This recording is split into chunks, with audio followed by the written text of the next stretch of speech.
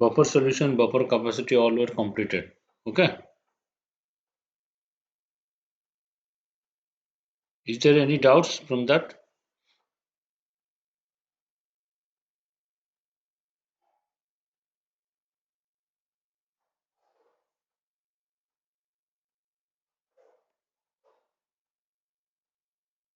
कौन सा क्वेश्चन?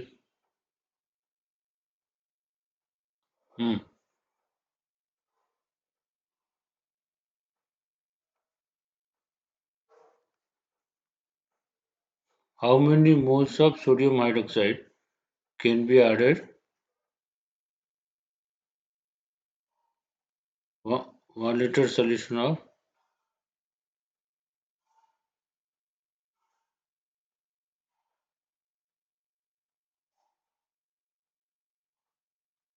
क्या क्या solution है? Na, NH3 and NH4Cl. NH3 NH4Cl कितना दिया है?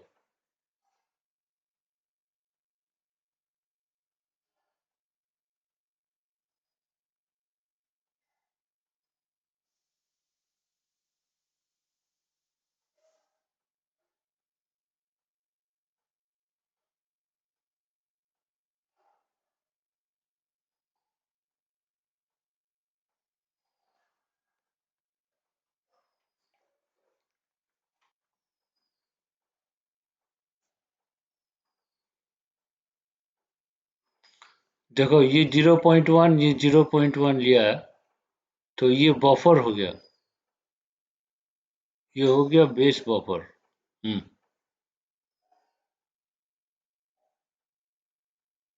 नहीं, ये बेस बफर है तो ये बेस बफर होने से इसका पीओएच कितना होगा?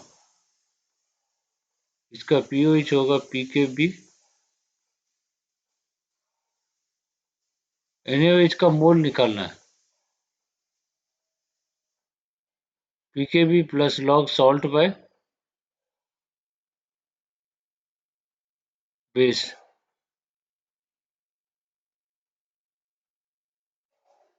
तो पीकेबी कितना है? Log salt by base log 0.1 by 0.1, तो ये हो गया पीकेबी। हाँ हाँ, यहाँ पे तो मोलर ही लेंगे ना।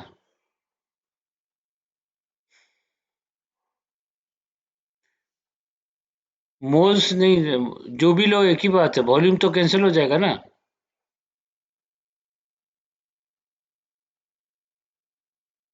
यहाँ पे तो मोलर दिया है तो सही है, मोलर ही ले रहे हैं हम, तो पीओएच इक्वल टू पीकेबी है। तो हम क्या करेंगे, NaOH इतना देंगे कि change in pH should be 1, change in pH should be 1 होगा। ओके, तो OH माइनस अगर हम लोग कितना दिए, x दिए, तो OH माइनस किससे रिएक्ट करेगा? NH4 प्लस से रिएक्ट करेगा। तो NH4 प्लस कितना है? 0.1। तो NH4OH, NH4OH कितना है? NH4OH है 0.1। तो X कितना ऐड करेंगे तो ये पूरा रिएक्ट करेगा, तो X जो OH माइनस ऐड करेंगे वो NH4 प्लस से रिएक्ट करेगा। तो X OH माइनस ऐड करेंगे तो NH4 प्लस से रिएक्ट करेगा, तो इसमें से X जाएगा, इसमें से X जाएगा, ये X आएगा, तो ये हो गया 0, ये हो गया 0.1 माइनस X, ये हो गया 0.1 प्लस X। ठीक है, तो what is new pH? New pH is equal to pOH, new pOH equal to pKb plus log salt by base. तो सॉल्ट कितना है? 0.1 माइनस एक्स बाई बेस कितना है? 0.1 प्लस एक्स,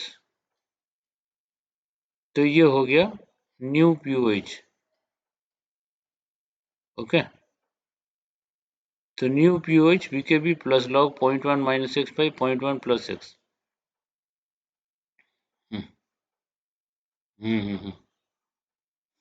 डिफरेंस 1 होगा, डिफरेंस 1 होगा तो change in pOH is equal to pKb plus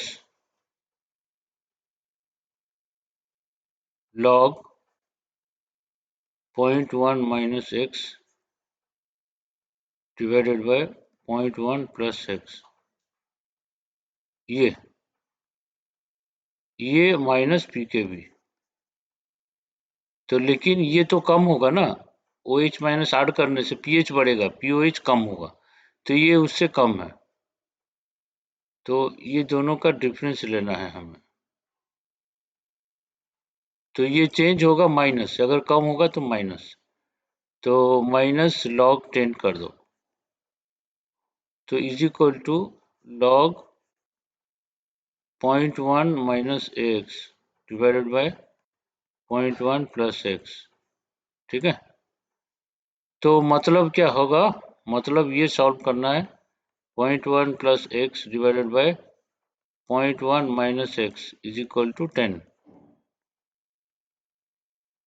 ठीक है, तो 0.1 प्लस एक्स, क्योंकि ये डिक्रीज करेगा, ये डिक्रीज करेगा ना, OH माइनस ऐड करने से POH डिक्रीज करता है, pH इंक्रीज करता है, बेस ऐड करने से pH बढ़ता है, pH बढ़ता है तो यहाँ पे OH माइनस ऐड करेंगे तो pH कम होगा, ये कम है उससे। नहीं तो एक काम करो, उसको 1 ले लो, तो ये दोनों का डिफरेंस ले लो, दिस माइनस दिस। ओके, तो एक काम करो, ऐसे करो,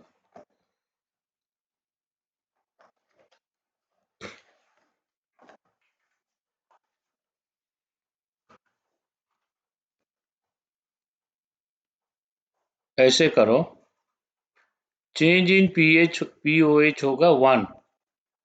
एस एस, एक मिनट, ये पीओएच माइनस न्यू पीओएच,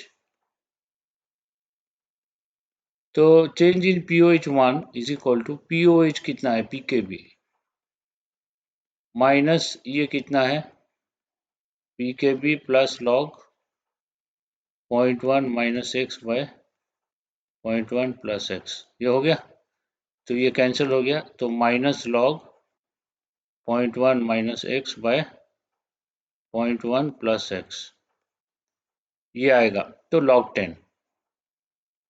ठीक है, तो log 10 है, तो इसको सॉल्व करके कितना आएगा, 10 is equal to 0.1 plus X by 0.1 minus X, तो इसको सॉल्व करो, 1 minus 10x is equal to 0.1 plus X, तो क्या होगा 11x इज इक्वल टू 0.9, तो x आएगा 0.9 बाई 11। ठीक है, क्लियर है? और क्या डाउट है तो बोलो।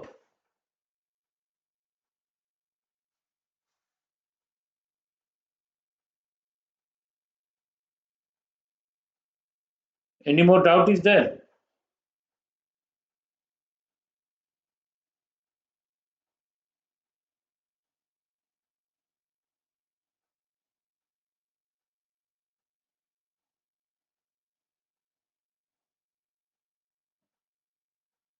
हाँ, बोलो।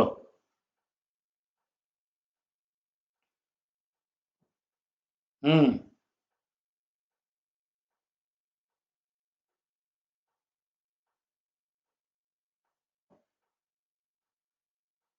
फिर मैथमेटिक्स अप्लाई करो जैसे करना है, ये मैंने मेथड है, जनरल मेथड मैंने बताया।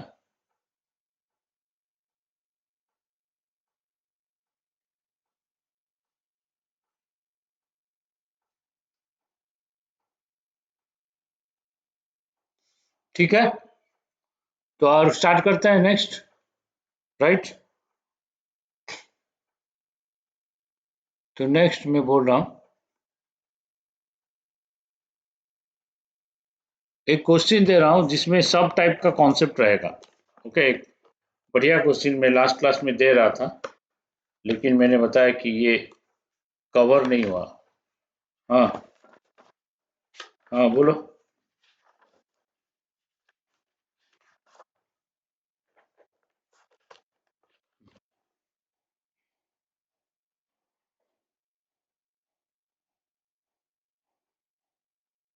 देखो, HCl का pH 3 है तो pH ऑलमोस्ट 3 ही रहेगा, क्योंकि वीक एसिड का जो H प्लस आएगा वो नेग्लिजिबली स्मॉल होगा।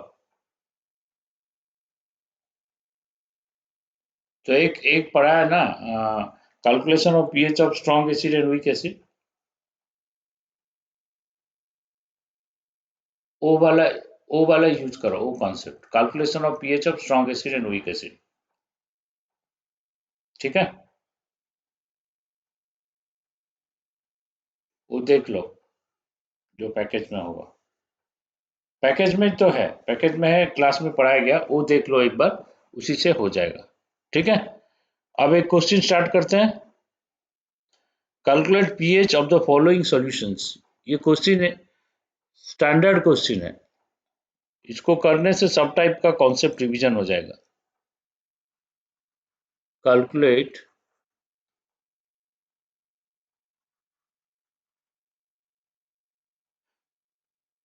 pH of the following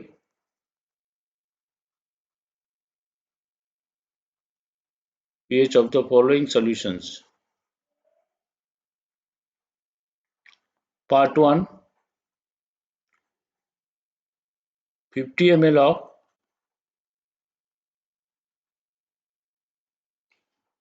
0.12 molar H3PO4 plus 20 ml of 0.15 molar NaOH। ये ले लो pKa1 of H3PO4 ले लो 3, pK2 8 ले लो, और pK3 13 ले लो। ये दिया है क्वेश्चन में।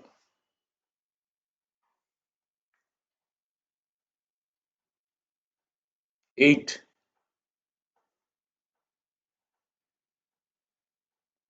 pK3 13।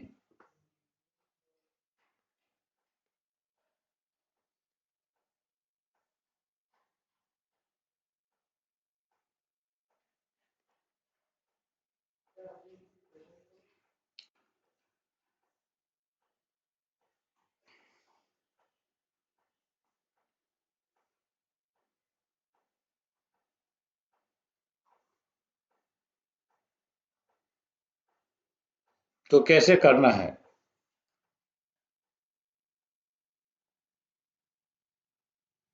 देखो ये क्या होता है ना, H3PO H3PO3 3 स्टेप में NaOH के साथ रिएक्ट करता है।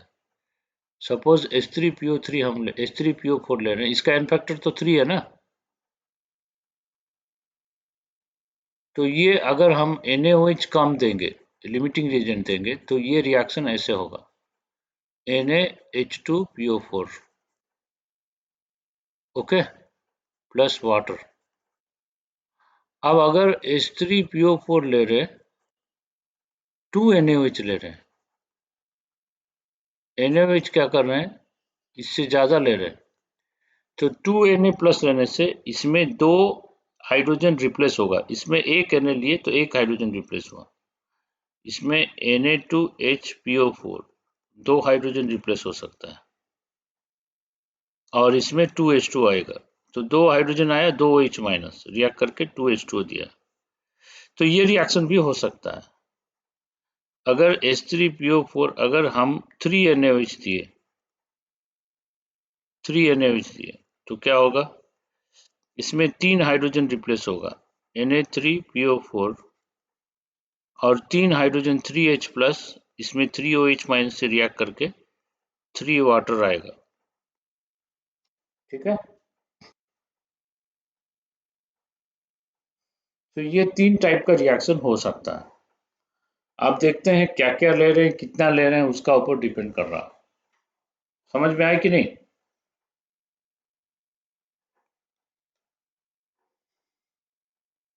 अब H3PO4 ले रहे हैं हम, कितना ले रहे हैं? हम लोग ले रहे हैं H3PO4, कितना मिलीमोल ले रहे हैं? 50 इंटू 0.12, 6 ले रहे हैं, 6 मिलीमोल ले रहे हैं। इसको NaOH से रिएक्ट करा रहे हैं। NaOH कितना ले रहे हैं? 20 इंटू 0.15, 20 इंटू 0.15 कितना है? 3 ले रहे हैं। ठीक है, इसमें प्रोडक्ट क्या आएगा डिसाइड होगा, ये क्या क्या ले रहे हैं कैसे होगा। अब NaOH मिनिमम इसका इक्वल लेंगे तो फास्ट रिएक्शन होगा, अगर उसका डबल लेंगे तो सेकंड रिएक्शन होगा। NaOH अगर इसका ट्रिपल लेंगे थर्ड रिएक्शन होगा, लेकिन NaOH तो हम कम ले रहे हैं, तो मतलब फास्ट रिएक्शन ही हो पाएगा। ओके, तो इसमें फास्ट रिएक्शन ही हो पाएगा। तो NaOH कम ले रहे हैं तो फास्ट रिएक्शन हो रहा, तो इसका कितना जाएगा? इसका 3 जाएगा, इसका भी 3 जाएगा, इसका 3 आएगा।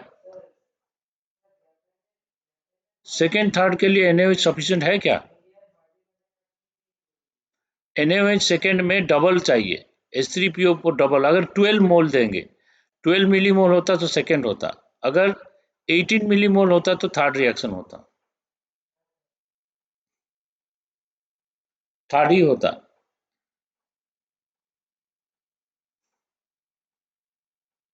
हम्म,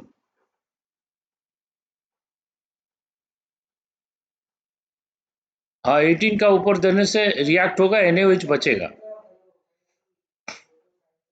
जो भी रिएक्शन, दो तीन रिएक्शन भी हो सकता है, हम लोग स्टेप बाय स्टेप रिएक्शन करके देखेंगे क्या हो रहा है।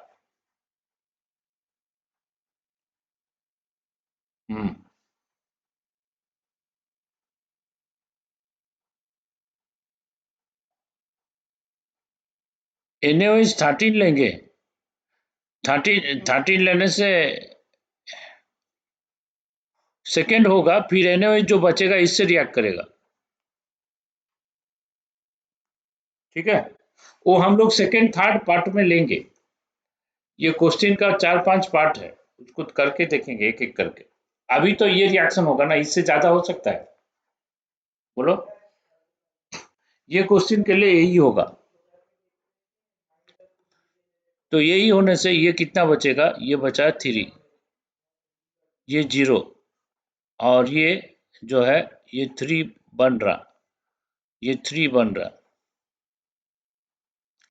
ये 3 बच रहा है, जो कि वीक एसिड है, मतलब H3PO4 बच रहा है 3, और ये दे रहा है H plus plus H2PO4 minus, ये 3 आ रहा, और इसका सॉल्ट जो है NaH2PO4, इसका जो सॉल्ट है वो है Na plus plus H2PO4 minus, ये उसका सॉल्ट भी 3 बच रहा है। तो ये वीक एसिड है, ये सॉल्ट ऑफ वीक एसिड है, तो ये इसका नेचर क्या होगा? बोलो, एसिड बफर होगा। तो ये एसिड बफर होगा, तो हम लोग फॉर्मूला लगाएंगे pH equal to pK plus log salt ion by acid ion. तो pK क्या, pK 1 और 2 और 3? pK 1, क्योंकि ये फर्स्ट स्टेप ऑफ डिसोसिएशन है, तो pH is equal to pK 1 हो गया 3। वीक एसिड बच रहा है ना, अगर हमारा वीक एसिड बचेगा और सॉल्ट ऑफ वीक एसिड, हाँ, salt of its conjugate ion,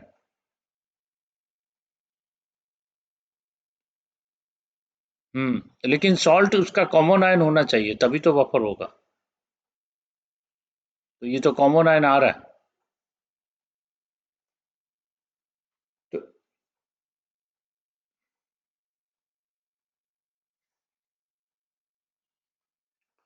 NaOH तो लिमिटिंग रिएजेंट है इसमें। सेकेंड थर्ड रिएक्शन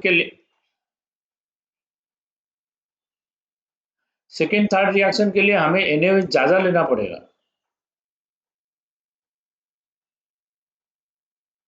हाँ, तो NaOH ज्यादा लेंगे और उसका नेक्स्ट केस देखेंगे। फर्स्ट केस ये ले लेते हैं, इसमें क्या हो रहा है देखो। तो 3 plus log salt by acid, salt by acid same है। सॉल्ट 3 मिलीमोल है, एसिड 3 मिलीमोल है। टोटल वॉल्यूम डिवाइड करने से मोलारिटी सेम होगा। 3 प्लस लॉग 1 तो 3 ही होगा। ठीक है, समझ में आया?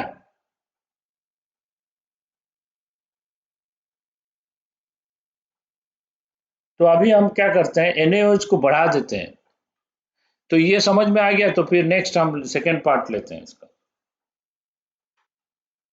हम्म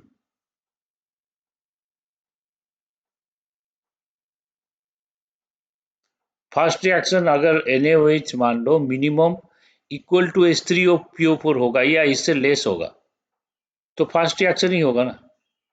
हाँ, नंबर ऑफ मोल्स या मिलीमोल्स। तो NaOH का मिलीमोल उससे कम हो रहा है ना।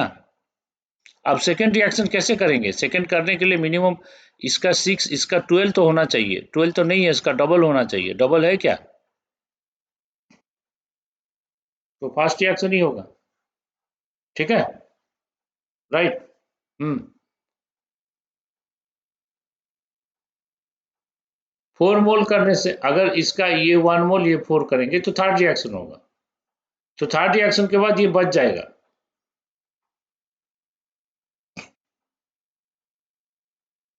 NaOH 4 मोल लेने से नहीं बचेगा। और ये 6 4 तब भी यही रिएक्शन होगा। तब भी यही रिएक्शन होगा। हाँ, और डिफरेंट केसेस लेंगे। ये तो हो गया फर्स्ट, हम फिर लेते हैं सेकंड केस। सेकंड पार्ट लिखो। हाँ हाँ, फिर रिएक्ट कर सकता है। वो स्टेप बाय स्टेप करेंगे। जैसे क्वेश्चन में डाटा देगा उसके हिसाब से करना है। कोई जनरल रूल नहीं है। हाँ, वो एग्जाम्पल लेना पड़ेगा। जनरल रूल नहीं है कुछ भी। कोई रेडीमेड फॉर्मूला नहीं है इसमें। सब केस इसमें सोच सोच के करना है। तो सेकंड केस में ले रहा हूं। H3PO4 ले लो। H3PO4 50 ml 0.12 molar. 0.12 मोलर ले लो H3PO4। इसको क्या करो, NaOH ले लो। कितना ले बोलो?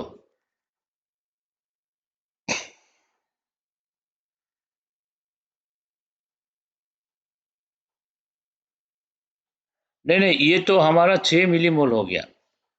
ये हो गया 6 हो गया। अब इसका कितना लेना है बोलो?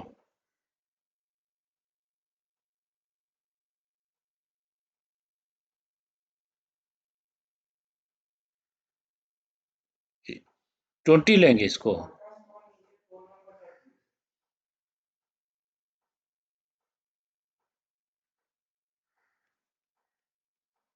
तो ये हो जाएगा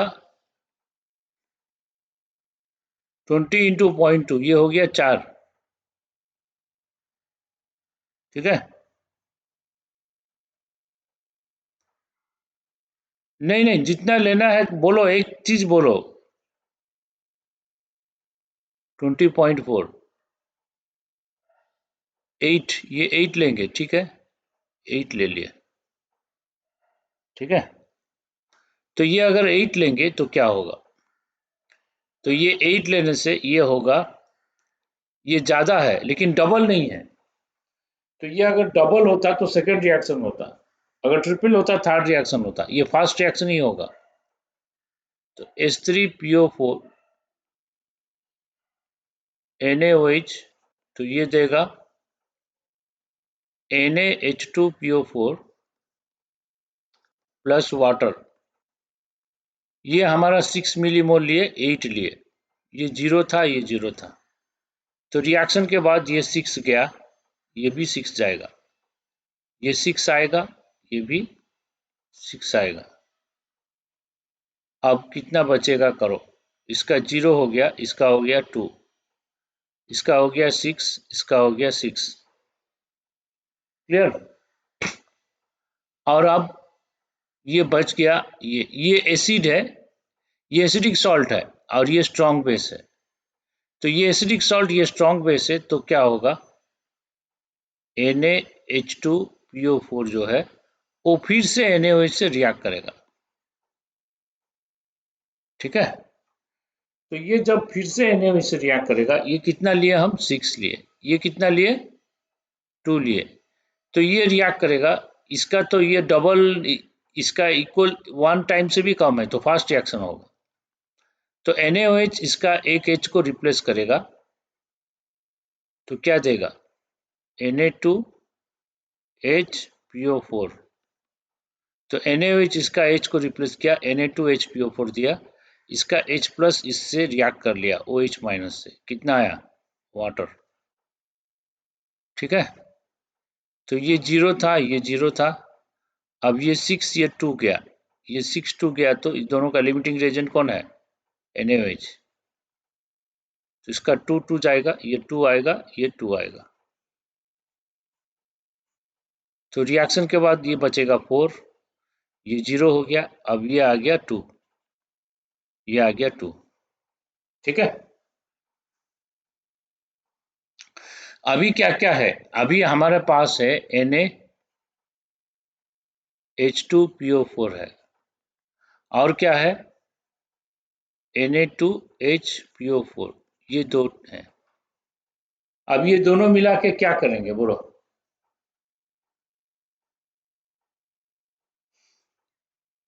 अभी भी एसिडिक बफर होगा, क्योंकि इसको तोड़ दोगे, इसको तोड़ दो,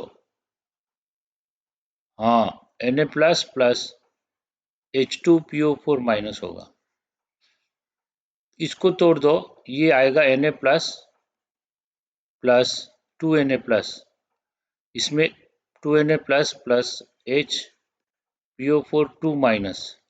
अब इसको तोड़ोगे तो ये होगा H plus plus HPO4 2 minus होगा, होगा कि नहीं बोलो, क्योंकि ये सेकेंड स्टेप में डिसोसिएट होके ये देता है, और ये सॉल्ट है, ये कॉमन आयन हो रहा है, तो ये दोनों मिलके बफर होंगे कि नहीं होंगे बोलो,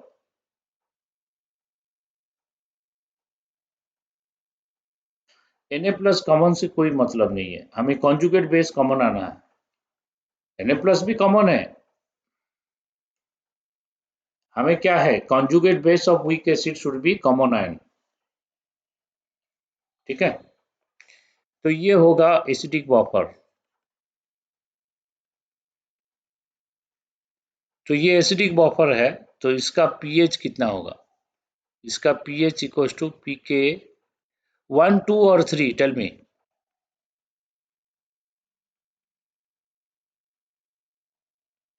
यहाँ पे pK1 pK2 pK3 कौन सा होगा,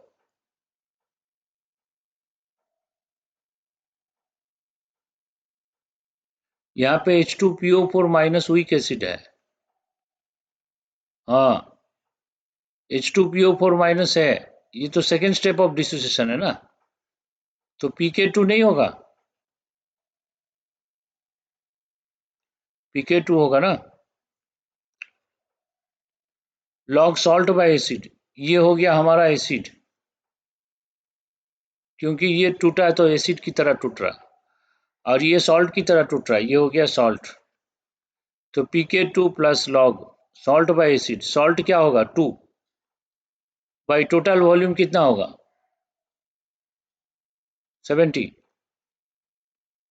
एसिड कितना होगा 4/70, वॉल्यूम तो कैंसिल हो जाता है हमेशा, तो pK2 कितना है इसका 8 माइनस लॉग 2, तो 8 माइनस 0.3 तो 7.7 आएगा इसका सेकेंड केस में। समझ में आया कि नहीं आया? बोलो, ये थोड़ा डिफिकल्ट क्वेश्चन है। pK2 क्यों लिए? क्योंकि यहाँ पे जो वीक एसिड डिसोसिएट कर रहा है, हमारा वीक एसिड डिसोसिएट करता है 3 स्टेप में। H3PO4 एक स्टेप है, H3PO4। H3PO4 डिसोसिएट करता है तो क्या देता है? H2PO4 माइनस देता है। फिर H2PO4 माइनस डिसोसिएट करता है तो क्या देता है? HPO4 2 minus. HPO4 2 minus dissociate करता है तो क्या देता है? PO4 3 minus. याद है? तो फर्स्ट स्टेप का डिसोसिएशन को Ka1 बोलेंगे, सेकेंड स्टेप डिसोसिएशन को क्या बोलेंगे? Ka2, थर्ड स्टेप डिसोसिएशन को क्या बोलेंगे? Ka3। ठीक है, तो ये Ka1 है। अगर ये एसिड हम लेंगे, ये एसिड लेंगे तो Ka2 है, ये एसिड लेंगे तो Ka3 है। अब ये दोनों में देखो H2PO4 माइनस यहाँ पे है, ये वीक एसिड की तरह डिसोसिएट कर रहा है और ये सॉल्ट की तरह डिसोसिएट कर रहा है, तो इसमें कॉमन आयन आ गया, ये दोनों कॉमन आयन आ गया, दोनों मिलके बफर हो गए। और ये वीक एसिड है, ये अगर वीक एसिड है तो ये कौन सा कहां से आया? यहां से आया, तो K2 हो रहा है ना। समझ में आया? तो ये लिख लिया सब लोग, इसको नोट कर लो, क्योंकि ये बहुत डिफिकल्ट क्वेश्चन है, इसमें दिमाग लगता है। ओके,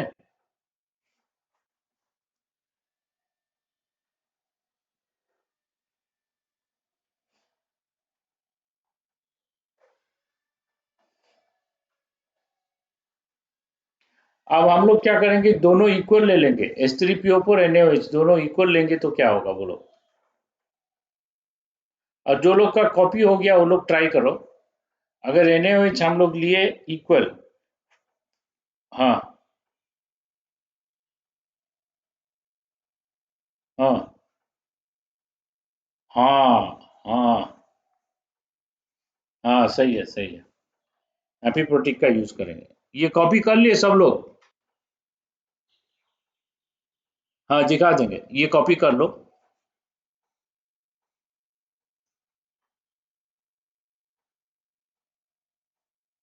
सब लोग नोट कर लिए? ये थोड़ा जेई एडवांस लेवल का है, ये डिफिकल्ट क्वेश्चन है, इसको तो ध्यान से देखो। बोर्ड में नहीं आएगा ऐसे क्वेश्चन, बोर्ड में नहीं आएगा, जेई मेंस में भी नहीं आएगा, एडवांस में ऐसे क्वेश्चन आएगा। ठीक है, मैं सेकंड पेज में चलूं फिर नेक्स्ट पेज में? सब लोग कॉपी कर लिए?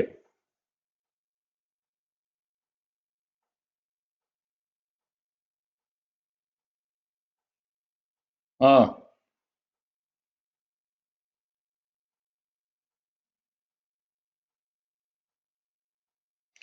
बायो क्लास होगा, बायो क्लास।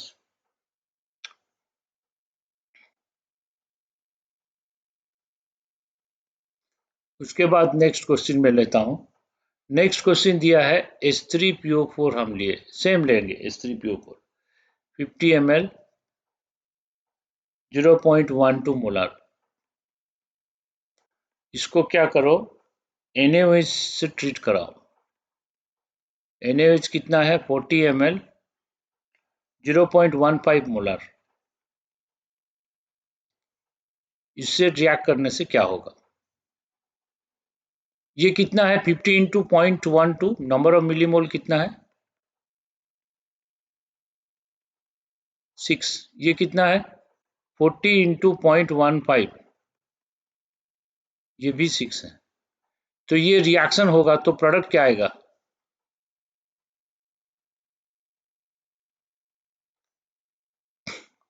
हाँ, क्योंकि ये इसका इक्वल है तो फास्ट रिएक्शन ही होगा। सेकेंड थर्ड रिएक्शन अभी तक हम लोग किए नहीं, फास्ट रिएक्शन होगा। अब अगर ये फास्ट रिएक्शन हुआ तो लिमिटिंग रिएजेंट कौन है? दोनों ही है लिमिटिंग रिएजेंट। नहीं, तो लिमिटिंग, हाँ ये 6 गया, पहले रिएक्शन कर लेते हैं, इसके बाद फॉर्मूला क्या होगा देखेंगे। तो 6 गया, ये 6 आया, ये 6 आया, तो ये 0 हो गया, ये भी 0 हो गया, ये आ गया 6, ये भी आ गया 6। अब Na H2PO4 लिए, Na H2PO4 अगर लेंगे, ऐसे लिए, ये खाली सॉल्ट बन रहा, अब बेस नहीं है या वीक एसिड नहीं है, सॉल्ट ही बन रहा। तो ये सॉल्ट बनेगा, तो इसका पीएच क्या होगा, हाइड्रोलिसिस ऑफ सॉल्ट, और ये एम्फीप्रोटिक स्पीसीज है, ठीक है, ये एम्फीप्रोटिक स्पीसीज है। तो ये हाइड्रोलिसिस ऑफ सॉल्ट होगा, इसका अगर हाइड्रोलिसिस होगा तो H2PO4 माइनस, एम्फीप्रोटिक स्पीसीज में हम देखते हैं उसका अगला स्टेप, इसका पिछला स्टेप, ये अगर डिसोसिएट करेगा तो क्या देगा, HPO4 2 माइनस, ये कहाँ से आया, H3PO4 से आया। तो ये इसका पीएच क्या होगा, इसका पीएच का फॉर्मूला बताओ।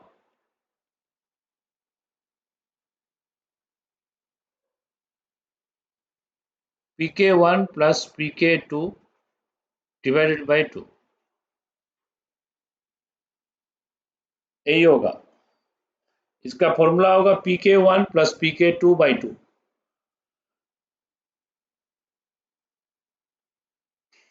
नहीं देखेंगे, कंसंट्रेशन नहीं देखेंगे। तो इसका आंसर होगा 3 प्लस 8/2, 5.5, ठीक है।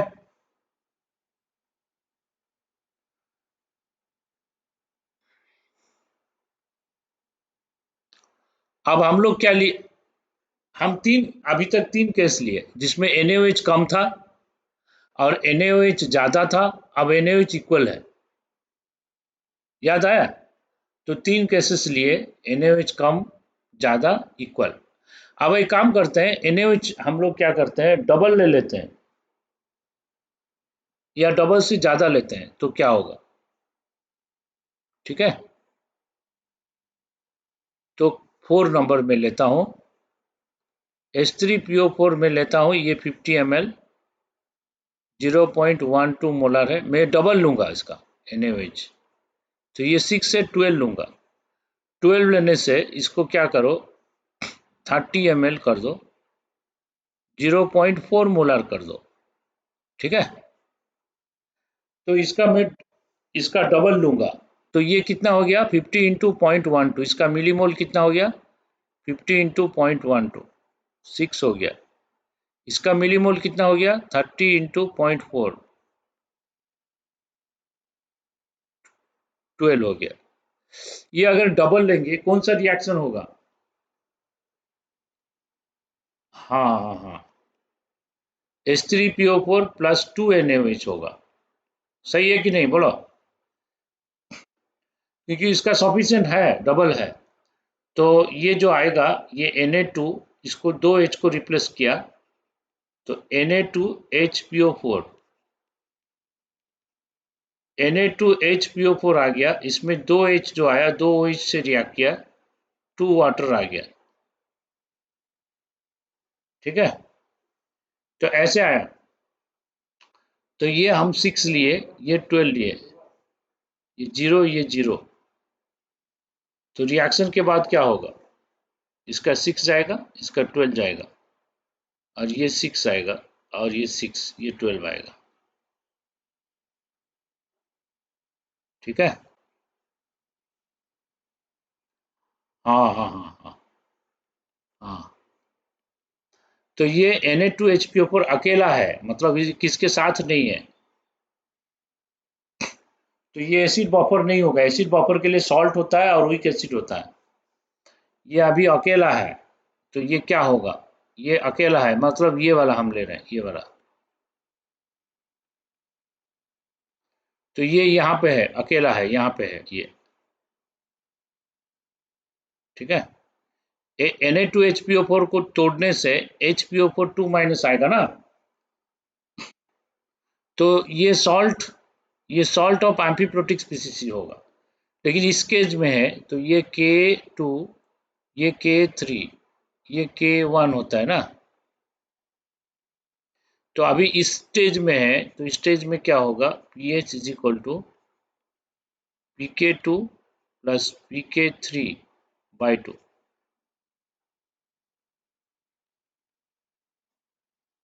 हाँ, 613 लेना है। नहीं नहीं नहीं, 613 में बफर हो जाता।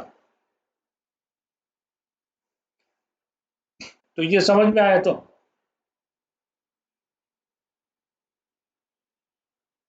हाँ, 21 ना, 21/2 12 होता है क्या? 21/2 10.5 होता है ना। ठीक है।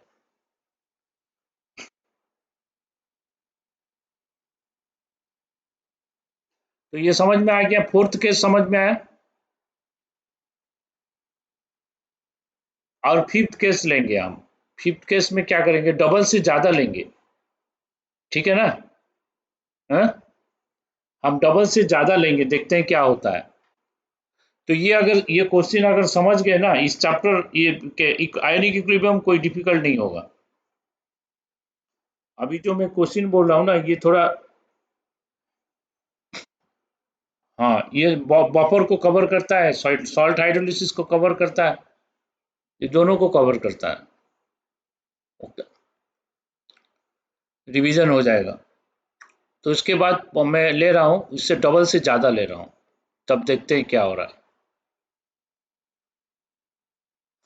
अब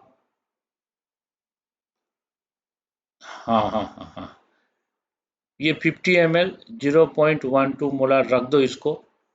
अब NaOH को क्या करो, 40 ml, हाँ हाँ हाँ, 40 ml 0.4 मोलार कर दो, ये 16 हो गया। तो ये हो गया 6 और ये हो गया 16, डबल से ज़्यादा, ट्रिपल से कम। तो ये, हाँ हाँ, ये फिफ्थ केस है।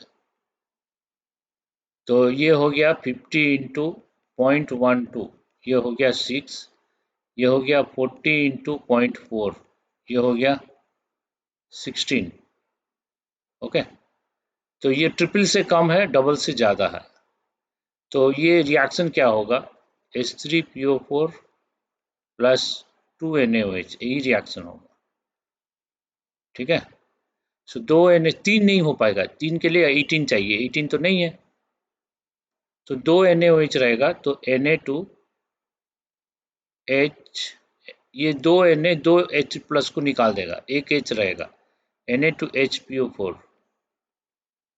तो Na2HPO4 आ गया, सो 2H 2OH माइनस रिएक्ट करके 2 वाटर, यही रिएक्शन होगा।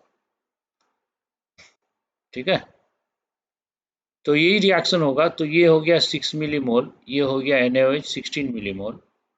तो ये जीरो है, ये जीरो है, तो फिर रिएक्शन कैसे होगा, तो इसका 6 जाएगा, इसका 12 जाएगा, 12 जाएगा, और ये आ जाएगा 6।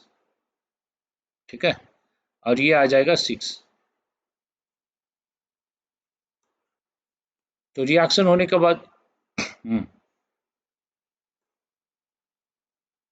हाँ, तो ये 4 आएगा। हाँ हाँ, ये 6 आएगा।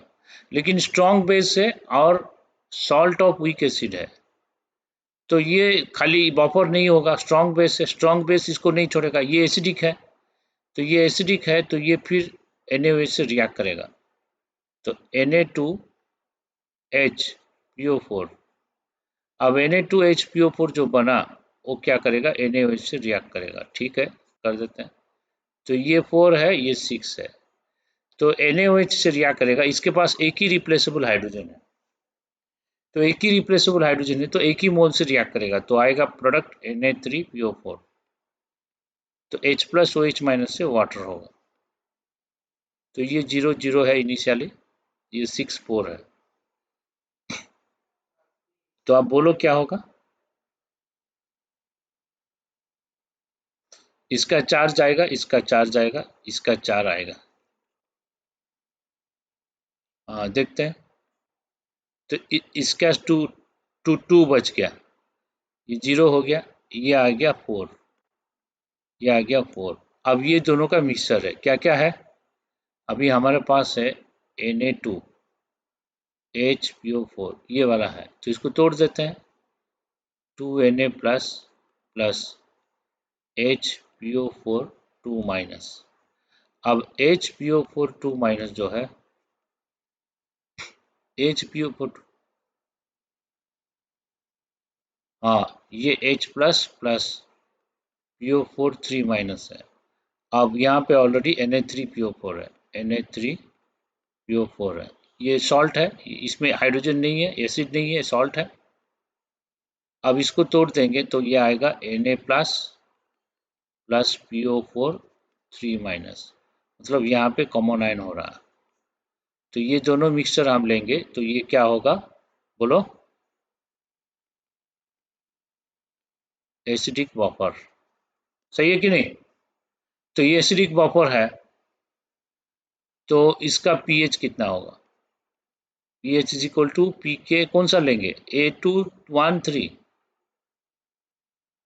PK3 plus log salt by acid, तो PK3 है 13 plus log salt by acid, salt कहाँ है? ये वाला सॉल्ट है, हाँ? सॉल्ट 4 होगा, एसिड 2 होगा, तो ये होगा 13 प्लस लॉग 4, 13.3 आएगा। ठीक है,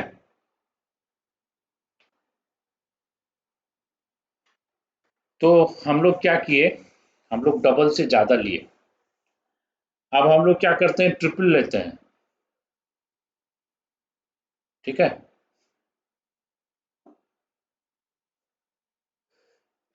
हाँ हाँ, सेम केस रिपीट होगा।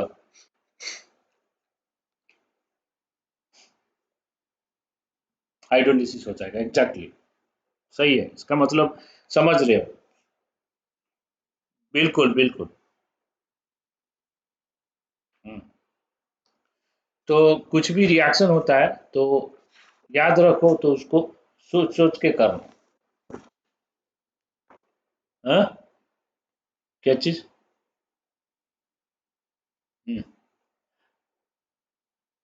ट्रिपल लेने से क्या होगा? हाँ, एक कर देते हैं।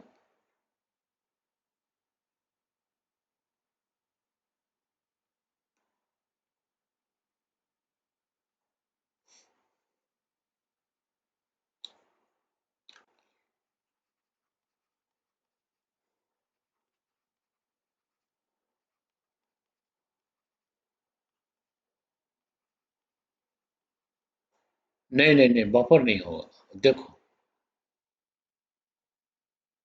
हम्म।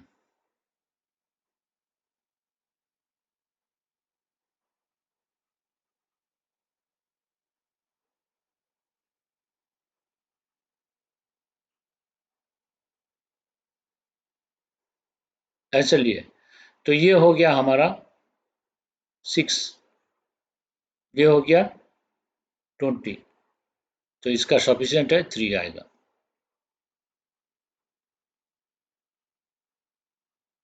ऐसे होगा, तो इसका 6 जाएगा। समझ में आ रहा है कि नहीं? इसका 6 जाएगा, इसका 18 जाएगा, और इसका 6 आएगा।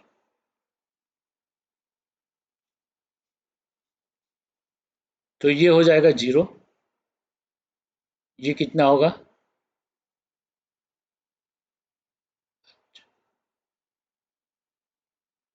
ये 2 आएगा, ये 6 रहेगा, 6 है। वाटर का जरूरत नहीं है, कुछ भी हो, 18 होगा, 18 होगा। तो ये आएगा, ऐसे हुआ। तो ये अभी क्या है, ये सॉल्ट है, ये स्ट्रॉन्ग बेस है, तो इसका नेचर क्या होगा?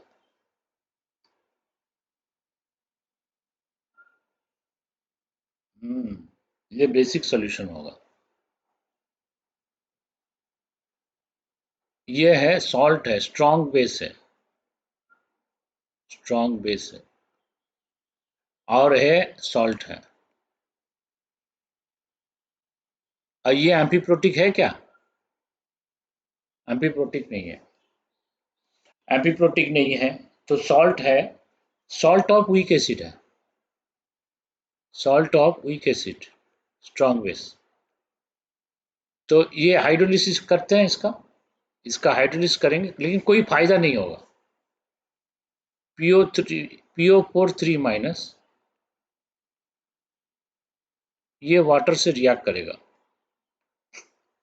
तो ये वाटर से रिएक्ट करेगा तो वाटर से H प्लस ले लेगा, तो क्या बनेगा? HPO4 2 minus, OH minus produce होगा। ये OH माइनस प्रोड्यूस करना चाहता है हाइड्रोलिसिस से, लेकिन NaOH ऑलरेडी OH माइनस है, ऑलरेडी कॉमन आयन में NH का OH माइनस है। ठीक है, तो ये, हाँ, ये कॉमन आयन से इसका जो OH माइनस प्रोडक्शन का रेट सप्रेस हो जाएगा, उसका कंट्रीब्यूशन इनसिग्निफिकेंट होगा। माने OH minus due to hydrolysis, due to hydrolysis is less significant। हाँ, ठीक है, उसको चाहो तो नेग्लेक्ट कर सकते हो, कोई प्रॉब्लम नहीं, लेस लेस सिग्निफिकेंट। तो हम लोग क्या करेंगे, इसका पीएच, अब एक काम करो, OH माइनस का OH minus due to NaOH कितना हो रहा है देखो। OH minus due to NaOH 2 by number of millimole by total volume in ml 70, OH minus 70 हो गया। तो POH होगा minus log of OH minus is equal to minus log of 2/70। हाँ, तो ये करके हम सॉल्व कर लेंगे, आएगा आंसर।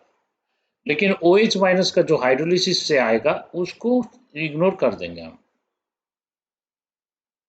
ठीक है,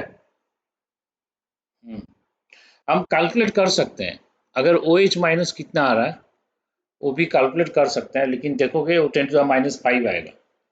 सो दिस प्लस 10⁻⁵, तो 10⁻⁵ को इग्नोर कर दो। ठीक है, समझ में आया?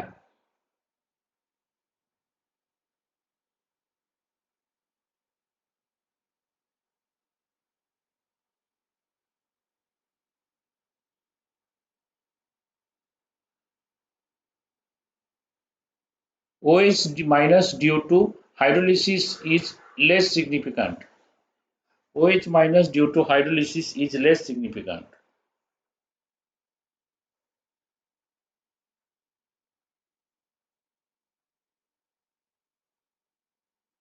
NaOH, OH minus NaOH।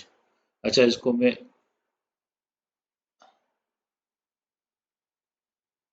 Slowly लिखने से होगा, इसमें हैंडराइटिंग ठीक नहीं हो रहा है। बोर्ड में जैसे हैंडराइटिंग अच्छा होता है, इसमें नहीं हो रहा है। ये बोर्ड स्लिप, हाँ, कॉपी में अच्छा होगा, सबसे अच्छा होगा। एक मैं अरेंजमेंट करता हूँ, नहीं तो एक सेल्फी स्टिक रख के कॉपी में एक बार मैं कोशिश करता हूँ उस टाइप।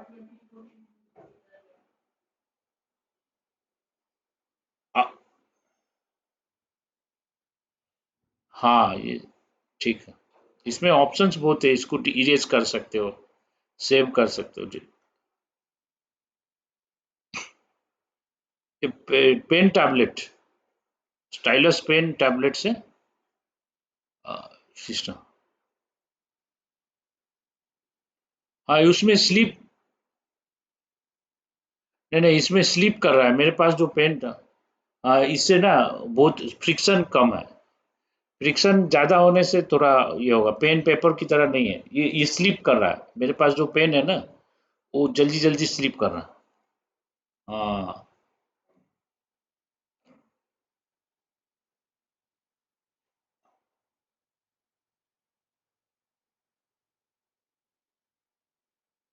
वो उसका ऊपर कवर डाल के लिखना है क्या?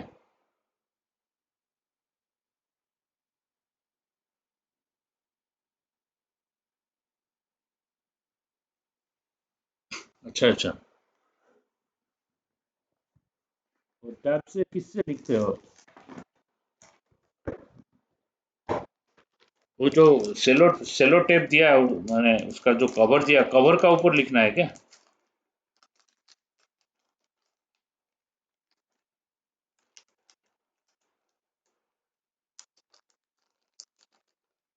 हाँ, ठीक है, देखते हैं। तो ये समझ में आया तो बोलो, अभी अंडरस्टूड।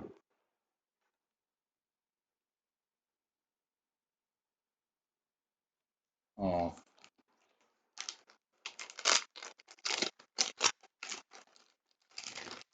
तो इसके बाद नेक्स्ट हम लोग डिस्कस कर सकते हैं, दो चीज है। एक है हमारा क्या है, सोल्युबिलिटी, ओके।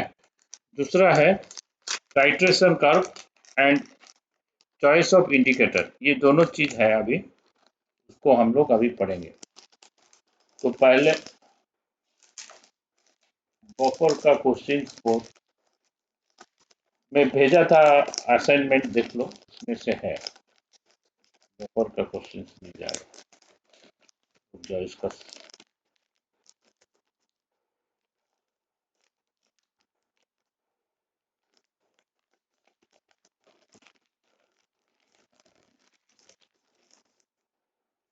एक क्वेश्चन लिखो, नहीं तो लिखो question. 4 moles of Na3PO4, 4 moles of Na3PO4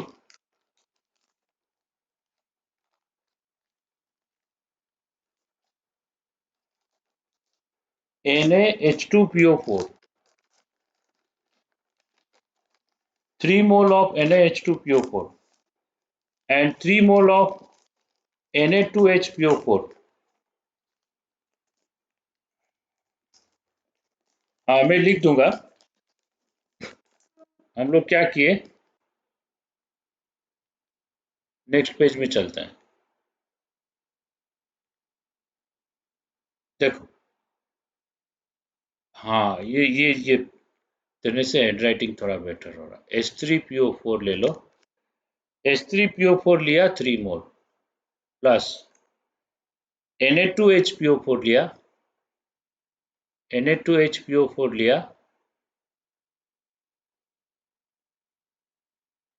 Na2HPO4 लिया 3 मोल, ठीक है। फिर लिया Na H2PO4 लिया, ये भी 3 मोल लिया। फिर क्या किया, Na3PO4 जो है, इसको ले लिया 9 मोल। ये सबको मिक्स कर दिया।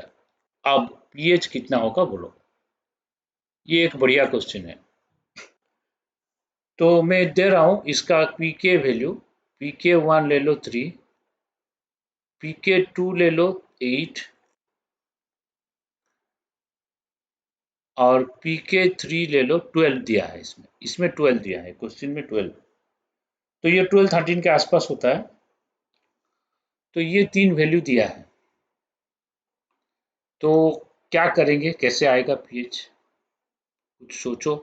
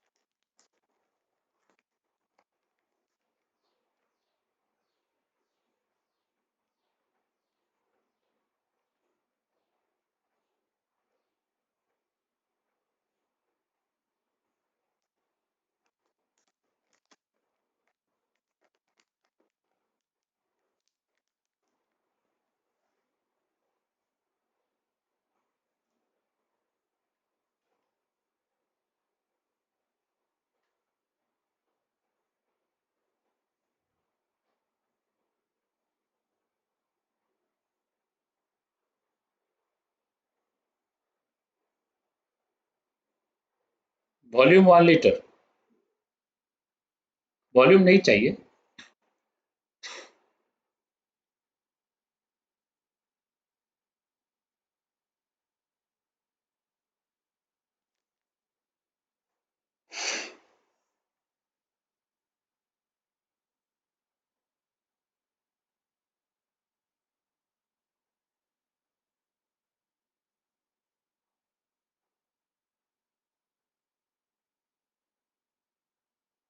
ये एक अच्छा क्वेश्चन है, स्टैंडर्ड क्वेश्चन है जेई एडवांस लेवल का। इसको कॉन्सेप्चुअल भी है, इतना माने कैलकुलेशन नहीं है इसमें।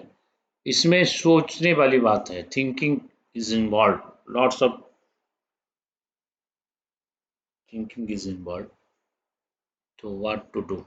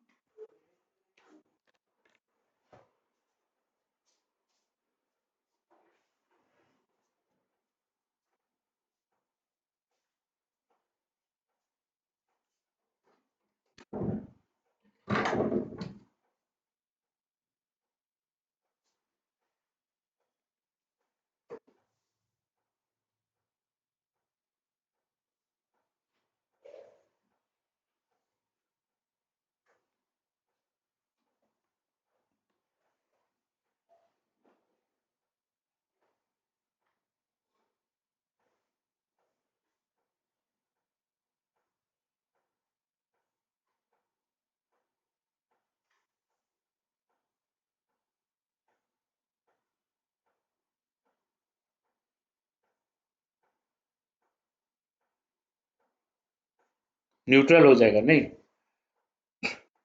देखो पहले क्या होगा, एक बात बताओ, आ रहा है समझ। H3PO4, हाँ ये हम लोग जानते हैं, H3PO4 H प्लस देता है और H2PO4 माइनस देता है। अब क्या है, H2PO4 माइनस जो है वो जब डिकम्पोज करेगा वो क्या देता है, H प्लस और HPO4 2 माइनस देता है। अब HPO4 2 माइनस डिकम्पोज करता है H प्लस और PO4 3 माइनस देता है। ये मालूम है, ये 10 टू द माइनस 3 हो गया, ये 10 टू द माइनस 8 हो गया, ये 10 टू द माइनस 12 हो गया। अब बोलो H3PO4 स्ट्रॉन्ग एसिड कि H2PO4 माइनस स्ट्रॉन्ग एसिड।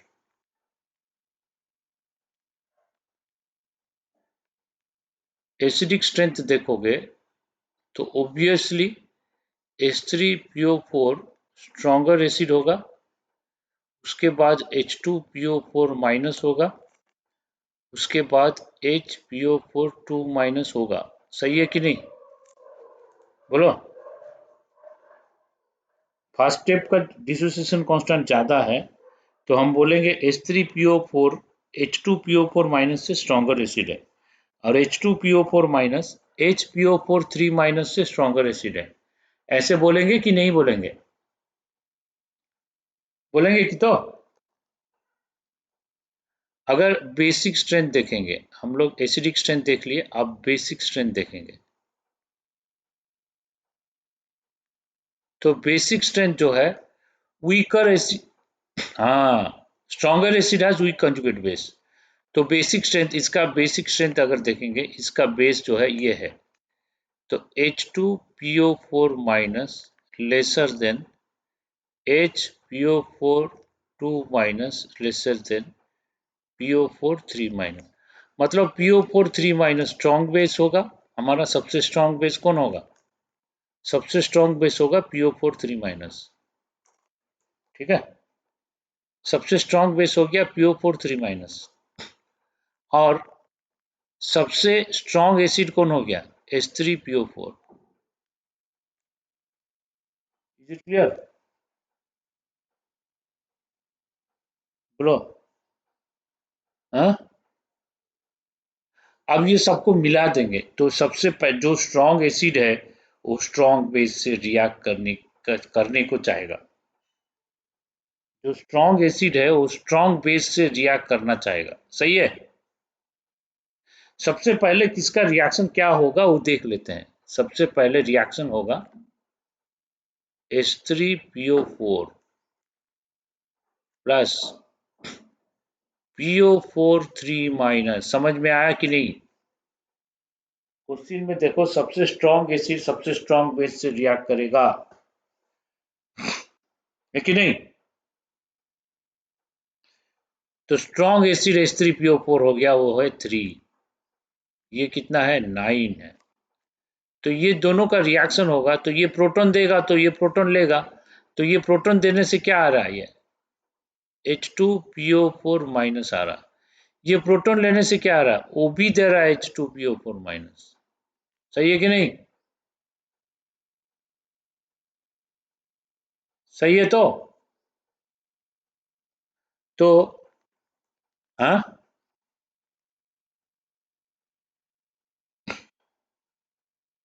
हाँ, H2PO4, ओ हाँ हाँ हाँ हाँ, राइट राइट राइट। एक मिनट, तो चेंज कर देते हैं। तो ये देगा HPO4 2 माइनस। ठीक है, हाँ हाँ, सही है। तो ये दोनों को रिएक्ट कराएंगे तो ये दोनों आएगा। तो लेकिन ये दोनों तो पहले से ही है, पहले से H2PO4 माइनस है ना, यहाँ पे 3 है, ये ऑलरेडी है। तो HPO4 3 माइनस, ये भी 3 है, ठीक है। अब जब रिएक्शन होगा दोनों में, ये लिमिटिंग रेजेंट है, तो इस 3, इसका 3 जाएगा, इसका फिर 3 आएगा वापस, इसको मिल रहा है, इसका प्रॉफिट है। तो ये हो गया 0। ये कितना है? ये 6, ठीक है। और ये कितना आया? ये आया 6, ये भी 6 आ गया। अरे वाह! लेकिन ये रिएक्शन के बाद H3PO4 खत्म हो गया, इसका कहानी खत्म। अब बाकी,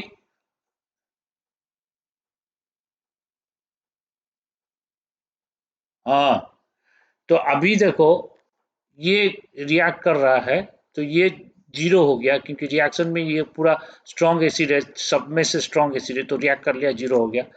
अब ये इसका कम हो गया और ये जो था ये लोग बढ़ गए। अब देखो, अब फॉस्फेट सबसे स्ट्रॉन्ग बेस है, वो ढूंढेगा मेरे कंपिटिटर कौन है, मैं उससे फाइट करूंगा, ठीक है। अभी जो भीम है ना, वो दुर्योधन को ललकारेगा, आओ मेरे साथ फाइटिंग करो, ठीक है। तो PO4 माइनस जो है वो क्या करेगा, ये दोनों में स्ट्रॉन्ग एसिड कौन है? H2PO4 माइनस, बोलो। H2PO4 माइनस स्ट्रॉन्ग एसिड है, तो ये जो स्ट्रॉन्ग एसिड है उससे रिएक्ट करेगा। तो फॉस्फेट कितना है हमारा? 6 है, फॉस्फेट 6 है। H2PO4 माइनस कितना है? H2PO4 माइनस भी 6 है। अरे, तो ये दोनों रिएक्ट होंगे तो प्रोडक्ट क्या आएगा, बोलो। ये प्रोटॉन इसको देगा, हाँ, HPO4 2 माइनस जो है 2 हो जाएगा, क्योंकि ये प्रोटॉन देगा तो ये भी प्रोटॉन लेगा, तो दोनों में सेम प्रोडक्ट आ रहा है, तो 2 लिख देते हैं। सही है कि नहीं? तो इसका, हाँ, इसका 6 जाएगा, इसका भी 6 जाएगा, तो ये क्या हो गया? ये आएगा लेकिन 12। तो ये कितना था? HPO4 2 माइनस पहले से था ना, तो ये 6 था। HPO4 2 माइनस ये 6 था, अब इसमें से ये 12 आ गया फिर। अब ये 0 हो गया, ये भी 0 हो गया। अब ये कितना हो गया? 18 हो गया। अब, हाँ, फॉस्फेट, फॉस्फेट क्या किया? फॉस्फेट का कहानी खत्म। अब H2PO4 माइनस, H2PO4 माइनस ये भी है, इसका भी कहानी खत्म। मतलब क्या हुआ? मतलब सब कौरव का सब ये कर्ण खत्म हो गया, दुर्योधन खत्म हो गया, सब खत्म हो गया। लास्ट में अर्जुन बच गया, नहीं, अर्जुन भीम ये लोग बच गए। तो ये जो पांडव बच गए, ये पांडव क्या करेंगे? वो लोग इंद्रप्रस्थ, हस्तिनापुर, दोनों को शासन करेंगे। अब यही बचा, अकेला बचा है, ये अकेला बच गया, सब लोग मर गए, महाभारत युद्ध में सब मर गए, ये अकेले बच गया। तो अकेले बचेगा तो ये बेचारा क्या करेगा, ये तो एम्फीप्रोटिक स्पीशीज है, इसका कुछ होगा क्या, HPO4 2 माइनस।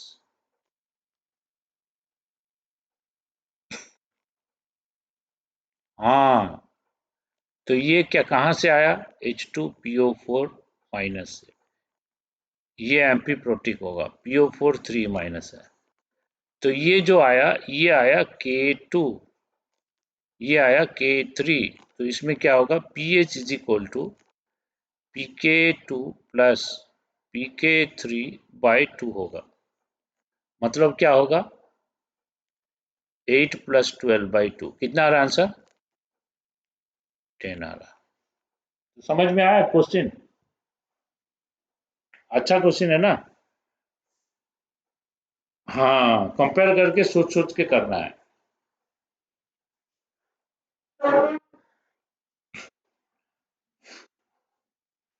तो उसके बाद नेक्स्ट कॉन्सेप्ट पढ़ते हैं, ये तो समझ में आ गया।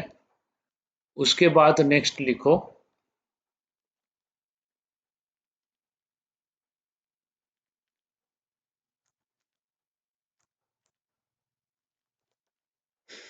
Titration curve and choice of indicator.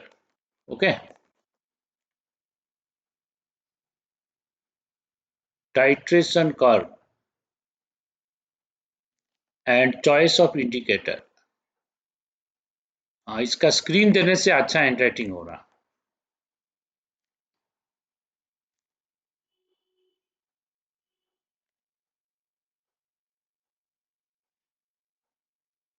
तो टाइट्रेशन कर्व और चॉइस ऑफ इंडिकेटर, ठीक है। मतलब क्या है, मतलब जो टाइट्रेशन होता है उसका कर्व हम लोग ड्रॉ कर सकते हैं। तो ये कर्व हम ड्रॉ करके कौन सा इंडिकेटर लेना है वो देखेंगे, उसके लिए थ्योरी ऑफ इंडिकेटर्स पढ़ना पड़ेगा। क्लियर है। अब शायद मैं कुछ अटैचमेंट दिया था, वो देख लेते हैं, उसमें होगा एक।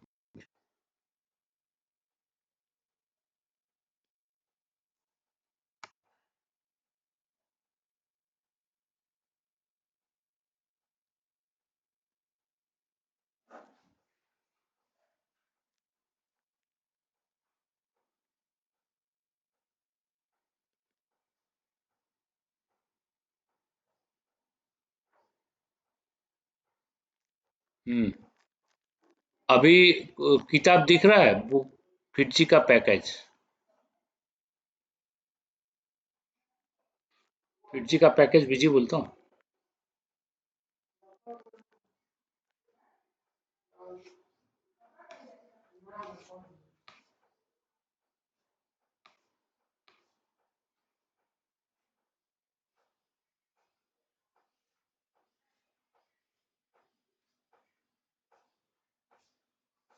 अरे यहाँ तो क्वेश्चन है, थ्योरी तो था, कहाँ गया थ्योरी।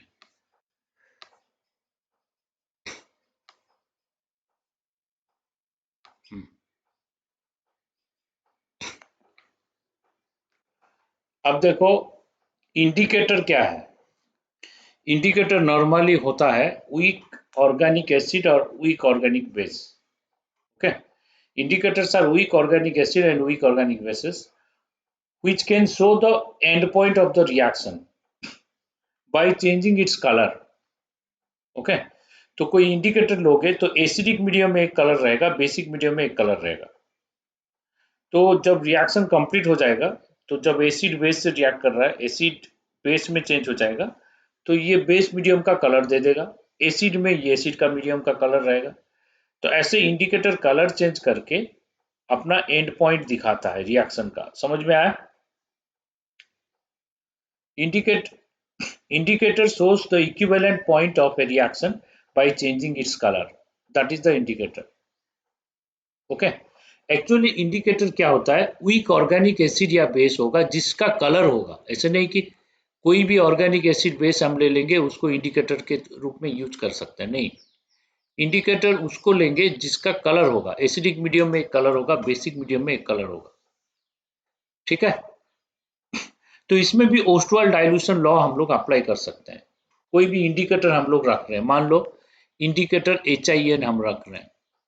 अगर HIN इंडिकेटर रखेंगे तो इसका जो कलर होगा ना, वो HIN का एक कलर होगा, या कलरलेस भी हो सकता है। HIN को मान लो कलर जो हो रहा है A, सपोज इसका कलर हम दे दिए रेड, इसका रेड कलर दे दिए।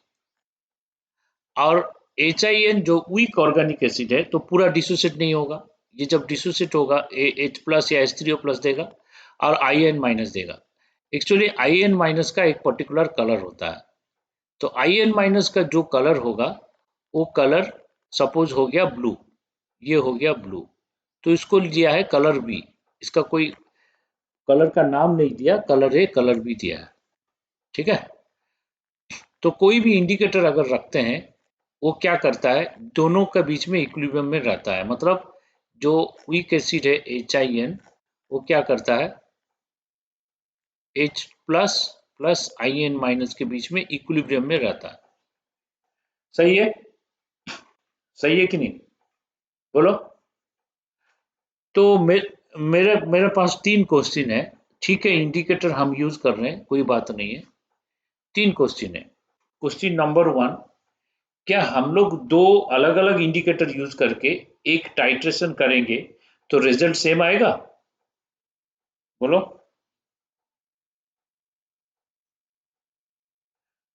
हाँ हाँ, तो सेम चेंज हो जाएगा,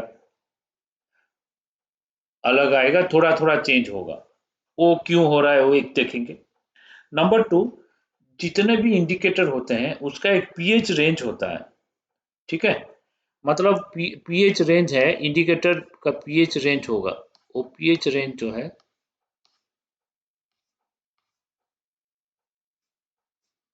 ये देखो यहाँ पे देखो, इंडिकेटर, सब इंडिकेटर का कुछ ना कुछ पीएच रेंज होगा। वो पीएच रेंज क्यों होता है वो हमें जानना है।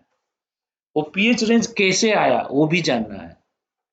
देखो मिथाइल ऑरेंज हम लेंगे, तो मिथाइल ऑरेंज जो पीएच, मिथाइल ऑरेंज जो सॉल्ट होगा उसको पानी में डिसोल्व करोगे तो लिखेगा ये एक इंडिकेटर है, इसका पीएच रेंज 3.2 टू 4.5।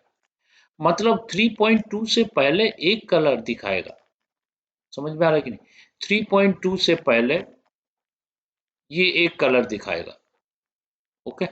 सो 3.2 से पहले जो कलर दिखाएगा, सपोज ये हो गया पिंक, ये 3.2 या उससे पहले रहेगा कोई भी सॉल्यूशन का पीएच, तो इंडिकेटर उसमें ऐड करोगे तो ये पिंक कलर दिखाएगा।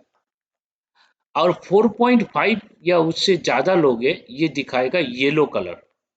समझ में आ रहा है कि नहीं। 4.5 या इससे ज्यादा रखोगे तो ये दिखाएगा येलो कलर। ठीक है। तो ये क्या करता है, 3.2 तक पिंक दिखाता है, फिर 4.5 के बाद ये दिखाएगा येलो कलर। लेकिन इसके बीचों बीच क्या कलर दिखाएगा, इसके बीचों बीच दोनों का मिक्सचर दिखाएगा, जो ह्यूमन आई के लिए डिस्टिंग्विश करना मुश्किल है। माने एग्जैक्टली पिंक होगा या येलो होगा, इसका बीच में हम डिफाइन नहीं कर सकते, इसलिए हम नहीं डिफाइन किए। हम बोलेंगे 3.2 से पहले एक कलर, 4.5 के बाद एक कलर, और ये परमानेंट येलो, ये परमानेंट पिंक, ऐसे आता है। तो मिथाइल रेड अगर इंडिकेटर यूज करते हैं, इसका भी रेड टू येलो होता है। इसका जो पीएच रेंज होगा वो रेड टू येलो होगा। ओके।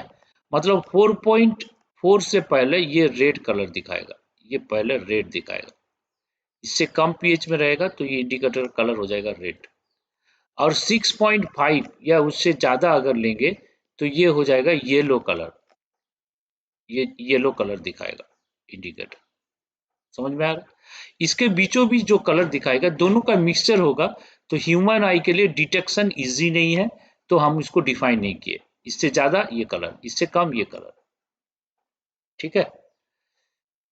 और लिटमस अगर लेंगे, लिटमस तो रेड और ब्लू होता है, ये जानते हो, ये हर बच्चा बच्चा जानता है। लिटमस मतलब अगर लिटमस पेपर ब्लू हो गया, हम बोलेंगे नहीं ये है बेस। ब्लू हो गया तो बोलेंगे नहीं बेस है। लिटमस पेपर में क्लास 6 से पढ़ रहे हो, 7 से पढ़ रहे हो। अगर लिटमस पेपर रेड हो गया तो हम लोग क्या बोलते हैं, लिटमस रेड हो गया तो हम बोलेंगे नहीं ये एसिड है। हम क्या करते हैं, हमें तो मालूम नहीं है सॉल्यूशन एसिड या बेस, हम दोनों लिटमस ले लेते हैं, रेड और ब्लू लेके कोई सॉल्यूशन में फेंक देते हैं। अगर दोनों रेड दिख रहा मतलब एसिड है, अगर दोनों ब्लू दिख रहा मतलब बेस है। तो बेस क्या करेगा, रेड को ब्लू कर देगा, ब्लू को तो चेंज नहीं करेगा, तो दोनों ब्लू हो जाएगा। तो बेस में क्या होगा, इंडिकेटर का कलर ब्लू होगा। तो ये एक है। लेकिन फिनोल रेड है, देखो फिनोल रेड लोगे तो पहले ये येलो रहेगा, येलो। फिनोल रेड लेने से पहले 6.8 से पहले येलो रहेगा, और 8.4 के बाद फिनोल रेड क्या कर देगा, रेड हो जाएगा। 8.4 के बाद ये हो जाएगा रेड। इसका मतलब रेड कलर ऐसे नहीं है कि एसिडिक मीडियम में रेड दिखा रहा है, ये बेसिक मीडियम में रेड दिखा रहा है। ठीक है, तो ये कलर बार बार चेंज हो रहा है। क्यों कलर चेंज हो रहा है, पीएच रेंज अलग अलग रेंज में चेंज हो रहा है। एसिडिक मीडियम में एक कलर, बेसिक मीडियम में एक कलर क्यों है। ठीक है, फिनाप्थलीन लेंगे, फिनाप्थलीन 8.3 से पहले कलरलेस, कोई कलर नहीं होगा। 8.3 से पहले कलरलेस, इसमें कोई कलर नहीं हो, मैं व्हाइट दे रहा हूं इसमें, इसको व्हाइट मत लिखो, कलरलेस सोचो। ठीक है, और 10.5 के बाद ये दिखा रहा है पिंक कलर। 10.5 के बाद ये पिंक कलर दिखा रहा, समझ में आ रहा है कि नहीं। ठीक है, तो ये जो इंडिकेटर ले रहे हैं, इस इंडिकेटर का एक पीके होता है, मतलब ये तो वीक एसिड या बेस होगा तो उसका पीके भी होगा, तो इसका पीके होता है 3.7, मतलब इस दोनों का बीच में होगा। अच्छा, मिथाइल रेड का पीके होगा 4.4, ये 5.1, इनका बीचों बीच हो रहा है, माने एग्जैक्टली मिडिल हो सकता है, नहीं भी हो सकता, लेकिन बीचों बीच हो रहा है। लिटमस है देखो 5.5 तो 7 है, इन दोनों का बीचों बीच, इसका मतलब इसके पास है।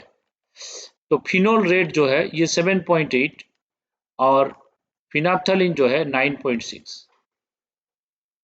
ठीक है, तो ये हो गया हमारा इंडिकेटर का पीएच रेंज। तो हम में जो क्वेश्चन, जो सेकंड क्वेश्चन जो मैंने पूछा कि इंडिकेटर एसिडिक मीडियम में एक कलर दिखा रहा है, बेसिक मीडियम में एक कलर दिखा रहा है, ऐसा क्यों होता है। ओके, अब देखो एक्चुअली क्या होगा, अगर HIN कलर रेड है, ये मान लो रेड है, ये मान लो ब्लू है, ये ब्लू है,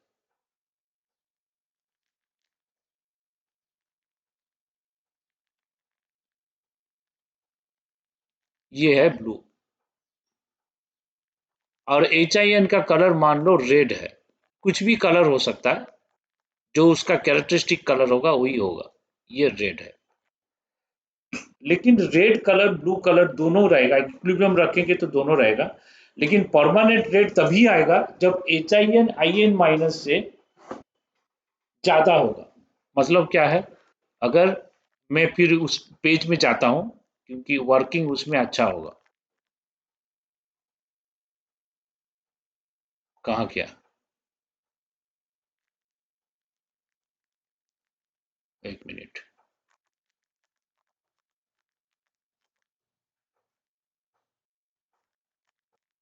अभी दिख रहा है। सपोज हम HIN लिए, ये हमारा हो गया रेड कलर, ये दे रहा H plus plus IN minus, ये हो गया ब्लू कलर। अगर ओनली IN माइनस रखोगे तो ब्लू आएगा, ओनली HIN रखोगे तो रेड आएगा। अगर हम चाहते हैं, ये तो कभी अलग अलग नहीं होगा ना, दोनों साथ साथ रहेंगे ना, कोई भी HIN लेने से इक्विलिब्रियम में रहेंगे। तो HIN इक्विलिब्रियम में रहने से अभी हम लोग क्या कर सकते हैं, हम HIN को बढ़ा देंगे, मतलब HIN का कॉन्सेंट्रेशन जो है वो ग्रेटर देन IN माइनस, इसको हम लोग बढ़ा दें। अगर इसका कॉन्सेंट्रेशन बढ़ा दिए तो क्या होगा, तो रेड कलर डोमिनेट करेगा। समझ में आ रहा, हम क्या करेंगे, नहीं IN माइनस को बढ़ा देंगे, IN माइनस को बढ़ा देंगे, तो IN माइनस को बढ़ाएंगे तो ये कौन सा कलर IN माइनस का डोमिनेट करेगा, होगा ब्लू। ठीक है, तो ठीक है HIN को बढ़ाएंगे जे, लेकिन HIN का कितना, एक तो कट ऑफ पॉइंट रहेगा ना। HIN अगर हम ग्रेटर देन और equal to 10 times of I N minus कर देंगे, तब रेड कलर आएगा। ठीक है, और इस केस में आई एन माइनस जो है ग्रेटर देन और इक्वल टू, ये हो गया हमारा 9 टाइम्स ऑफ ई चाहिए, तब ब्लू आएगा। और ये 10 टाइम्स या 9 टाइम्स, 8 टाइम्स या 5 टाइम्स 10 टाइम्स, ये सब एक्सपेरिमेंटली डिटरमाइंड है। समझ में आया कि नहीं?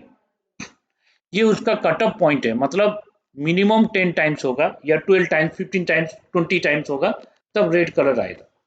अगर 10 टाइम्स, आई एन माइनस है कॉन्जुगेट बेस, ये वीक एसिड है, इंडिकेटर का कॉन्जुगेट बेस, दोनों ही इंडिकेटर है वीक एसिड। हाँ हाँ, मैंने एग्जाम्पल लिया ना, तो इसीलिए उसमें किताब में कलर ए कलर बी करके लिया है, इस पर्टिकुलर केस लिया मैंने। हाँ हाँ हाँ हाँ, इस एग्जाम्पल के लिए 10 और 9 है।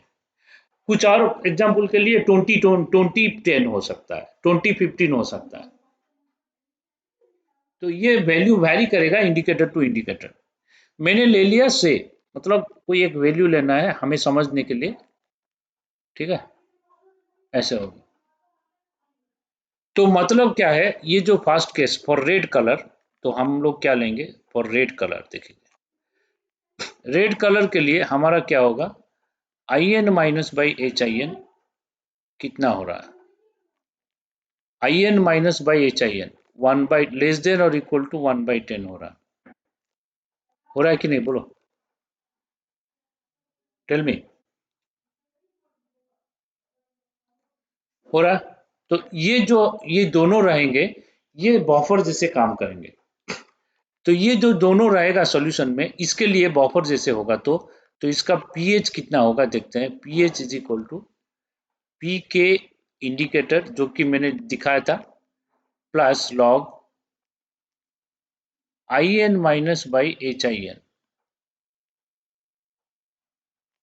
तो पी के इंडिकेटर जो भी होगा, P K indicator plus log I N minus by H I N कितना है, 1/10 है, मिनिमम वन ना 1/10 है, मैक्सिमम 1/10 है। तो 1/10 है, मतलब क्या हो गया, पी के इंडिकेटर -1 हो गया। ओके, तो मतलब क्या है, मतलब ये है पीएच इतना होगा या इससे कम होगा, मतलब पीएच इज लेस देन और इक्वल टू पी के आई एन -1 और रेड कलर। समझ में आया कि नहीं? अगर हमें रेड कलर चाहिए तो हम क्या करेंगे, इतना लेंगे या इससे कम पीएच लेंगे, तब रेड कलर आएगा।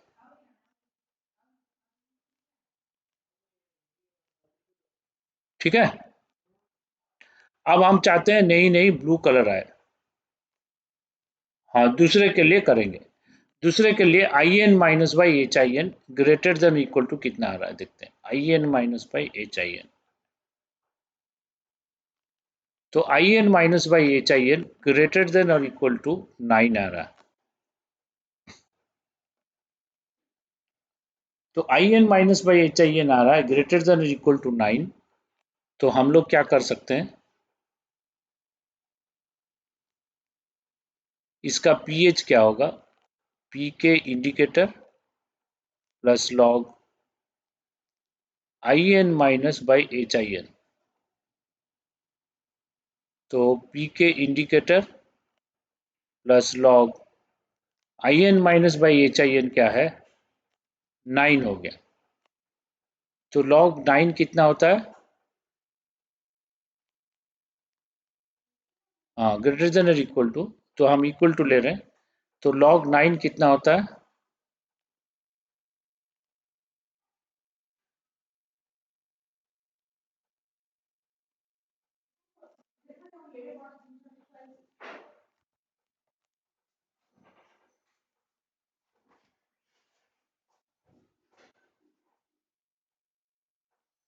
कितना होगा, 0.8542 होगा। तो ये जो वैल्यू है, ये ग्रेटर देन 9 या ग्रेटर देन और इक्वल टू, मतलब क्या होगा, pH इज ग्रेटर देन और इक्वल टू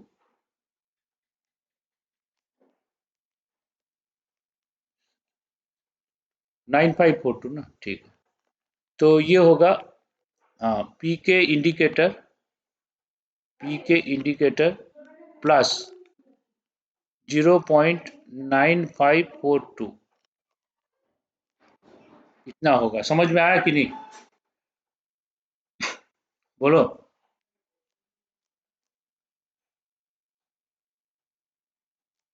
तो मतलब पीएच इतना से कम होगा तो रेड होगा, इतना से ज्यादा होगा तो ब्लू होगा।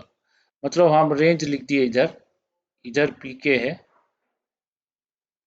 पीके पीके इंडिकेटर +1 या उससे ज़्यादा प्लस 0.9542, ये हो गया 0.9542, या उससे ज़्यादा होगा तो हमारा ब्लू कलर आएगा, ये हो गया ब्लू।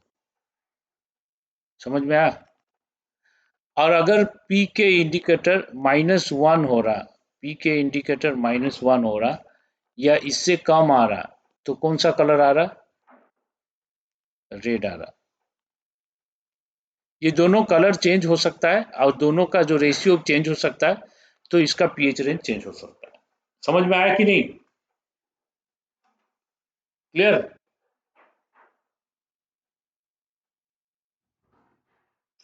तो ये जो इंडिकेटर है, ये इंडिकेटर का पीएच रेंज होता है।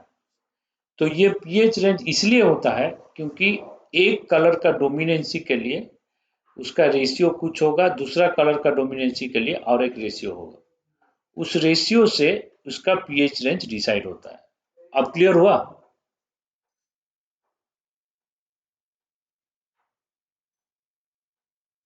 समझ में आया।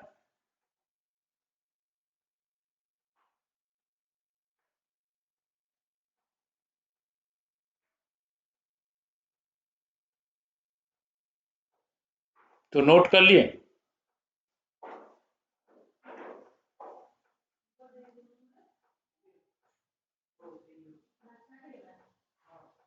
कौन सा ग्राफ,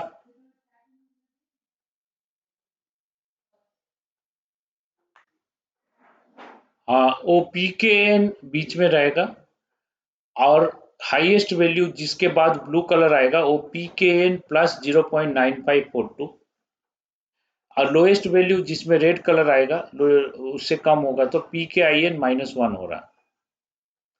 मतलब रेड कलर के लिए ये जो रेंज है पी के आई एन -1 है, ये रेड कलर का रेंज है, और ब्लू कलर का रेंज है ऐसे। ठीक है ना।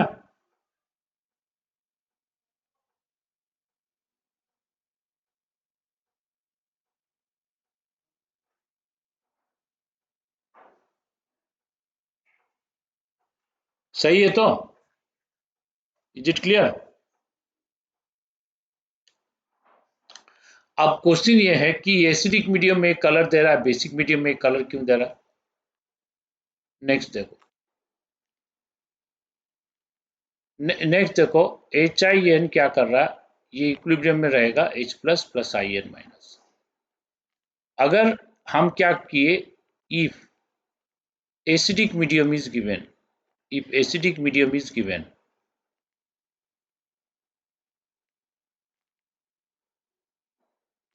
Means H plus is excess, H plus ज्यादा होगा ना।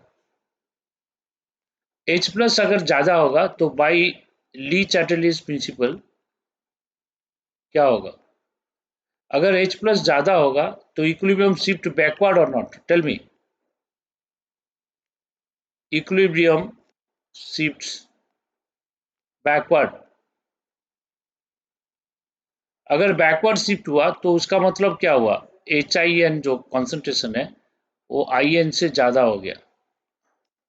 तो H I N I N से ज्यादा हो गया तो colour of H I N dominates.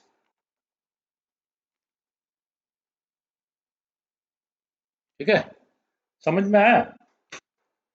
तो एच आई एन का कलर मान लो रेड है, इसका एच आई एन का कलर मान लो रेड है, इसका कलर मान लो ब्लू है। एसिडिक मीडियम में HIN डोमिनेट किया तो हमारा रेड आएगा। ठीक है, सही है कि नहीं, बोलो। अब मान लो हम लोग क्या कर रहे हैं, इसको बेसिक मीडियम में रख दिए। If basic medium is provided, basic medium is provided मतलब क्या होगा, OH माइनस एक्सिस ज्यादा है, तो by Le Chatelier's principle equilibrium shift where OH minus excess है, तो क्या होगा, OH माइनस, हाँ H प्लस को कंज्यूम करेगा तो वाटर देगा, तो H प्लस खत्म हो रहा है तो रिएक्शन फॉरवर्ड जाएगा बाय ली Chatelier's principle, equilibrium shift forward है कि नहीं, बोलो। इक्विलिब्रियम शिफ्ट फॉरवर्ड, फॉरवर्ड जाएगा। अगर इक्विलिब्रियम फॉरवर्ड गया तो क्या हो जाएगा, IN माइनस का कॉन्सेंट्रेशन बढ़ जाएगा, HIN से ज्यादा होगा, तो IN माइनस का कॉन्सेंट्रेशन ज्यादा होगा तो क्या बोलेंगे हम, colour of IN minus dominates. तो इसका कलर क्या आएगा, इसका कलर आएगा ब्लू कलर। तो ये केस 2 है। अब समझ में आया।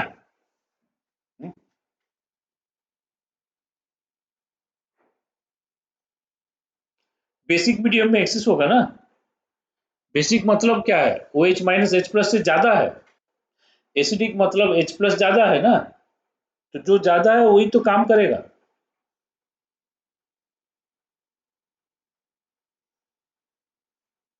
ठीक है, समझ में आ गया।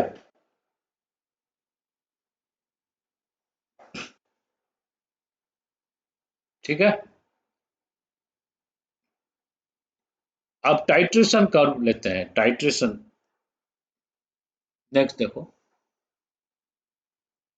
हम्म,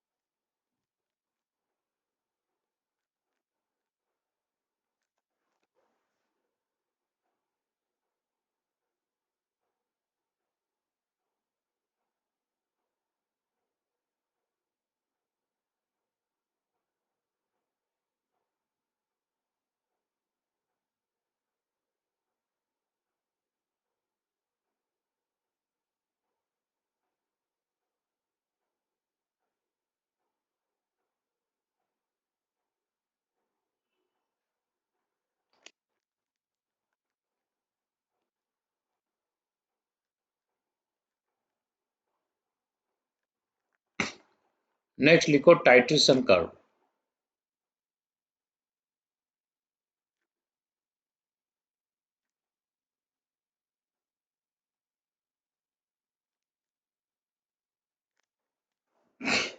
तो हमारे पास 4 टाइप का टाइट्रेशन है। तो फर्स्ट टाइप का टाइट्रेशन है titration between weak acid and strong base, ले लो, titration between weak acid and strong base. ठीक है, वीक एसिड क्या है, स्ट्रॉन्ग बेस ले लो, रिएक्शन होगा तो क्या आएगा,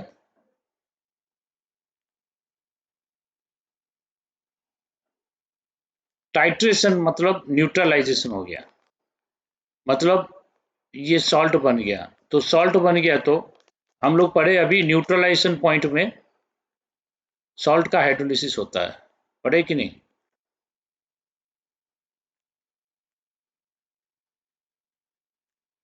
तो इस सॉल्ट का हाइड्रोलिसिस होगा CH3COH, ये H प्लस लेगा, ये OH माइनस देगा। तो ये न्यूट्रलाइजेशन पॉइंट में क्या होगा,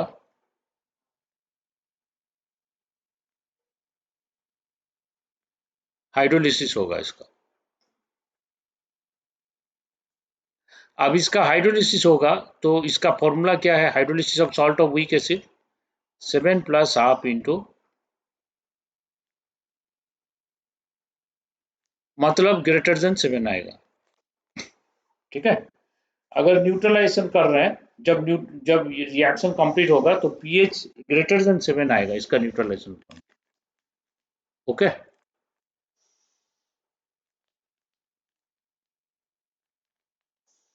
हाँ हाँ बोलो।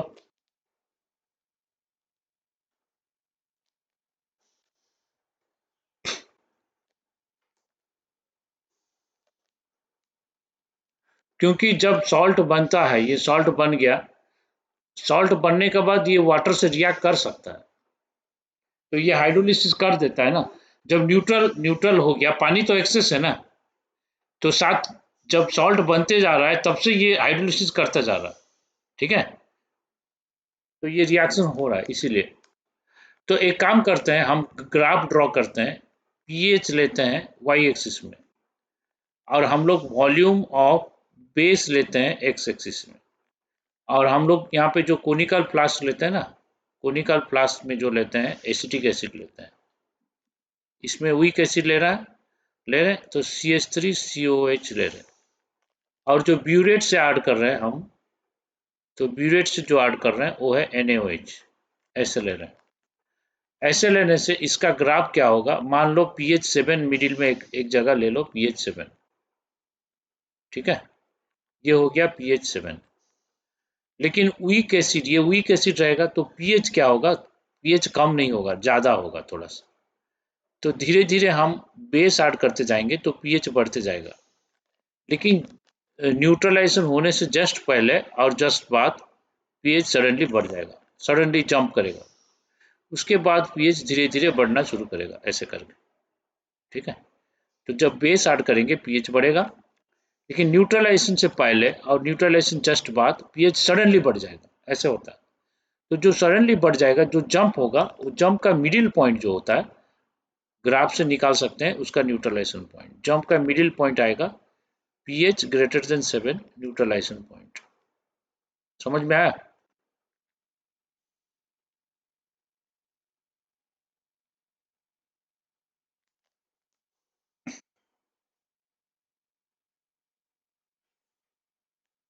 ये वॉल्यूम ऑफ बेस दे रहे हैं, तो सडनली इंक्रीज क्यों होता है, क्योंकि न्यूट्रलाइजेशन से पहले ये एसिडिक रहता है, और न्यूट्रलाइजेशन के बाद सडनली ये बेसिक हो जाता है। तो न्यूट्रलाइजेशन नहीं हुआ तो धीरे धीरे बेसिक हो रहा है सॉल्यूशन, लेकिन जब न्यूट्रलाइजेशन हो गया तो एसिड खत्म हो गया, उसके बाद बेस ऐड करने से सॉल्यूशन टोटली बेसिक रहता है, तो इसीलिए सडनली चेंज होता है। ठीक है, pH greater than 7 neutralisation point है। तो हम लोग 3 में इंडिकेटर दे रहा हूं। एक इंडिकेटर हम ले रहे हैं मिथाइल ऑरेंज। ओके, तो मिथाइल ऑरेंज एक इंडिकेटर ले रहे हैं। मिथाइल ऑरेंज का इंडिकेटर कितना है, 3.2 से 4.5। अब सेकेंड इंडिकेटर ले रहे हैं हम, फिनाप्थलीन ले रहे हैं।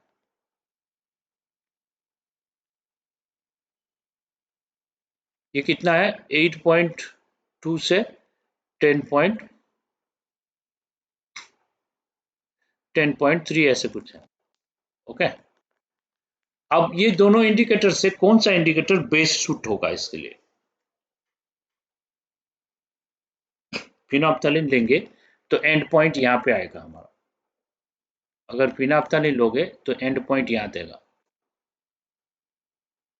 PH greater than 7। अगर मिथाइल ऑरेंज लोगे तो मिथाइल ऑरेंज एंड पॉइंट यहाँ पे देगा, मतलब टाइट्रेशन हुआ नहीं, कलर चेंज कर देगा। समझ में आया कि नहीं? मतलब क्या है, स्विमिंग करने के लिए हम जा रहे हैं नदी को, ओके। नदी पहुंचा नहीं, वो अपना ड्रेस चेंज कर दिया, बोल रहा है मैं स्विमिंग सूट पहन के आ गया। अरे नदी तो आने दो, है कि नहीं। तो ऐसा केस कर दिया यहाँ पे। तो मिथाइल ऑरेंज क्या करेगा, पहले से ही कलर चेंज कर देगा, उसका न्यूट्रलाइजेशन हुआ नहीं, पहले से कलर चेंज कर देगा। तो क्या प्रॉब्लम होगा,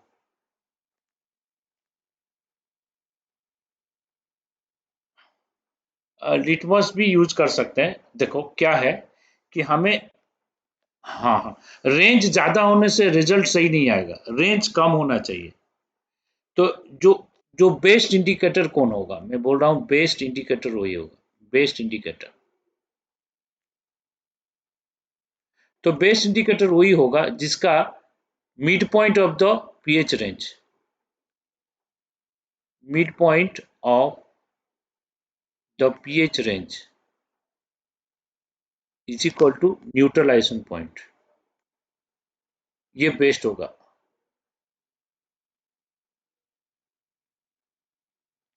ठीक है।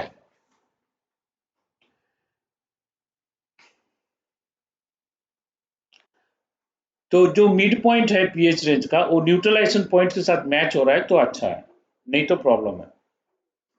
ठीक है, सही है। तो वीक बेस स्ट्रॉन्ग एसिड के लिए हमारा इंडिकेटर फिनाप्थलीन बेस्ट है, फिनाप्थलीन बेटर। ठीक है। हम्म, हाँ बोलो।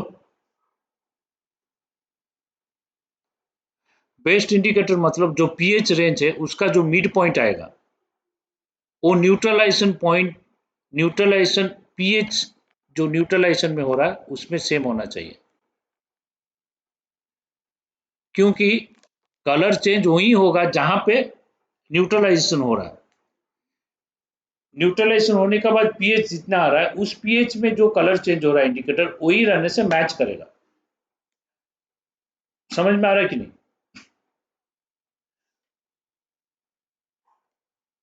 तो अगर साउथ दिल्ली जा रहे हो, साउथ दिल्ली में उतर के जाना है मुझे, कहीं जाना है, तो साउथ दिल्ली स्टेशन में नहीं उतरोगे, साउथ दिल्ली से पहले स्टेशन आता है मथुरा से स्टेशन, मथुरा में उतर जाओगे तो प्रॉब्लम होगा ना।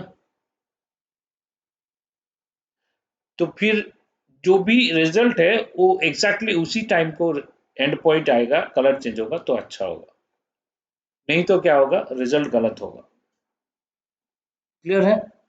उसके बाद नेक्स्ट टाइट्रेशन देखो, titration between strong acid and weak base.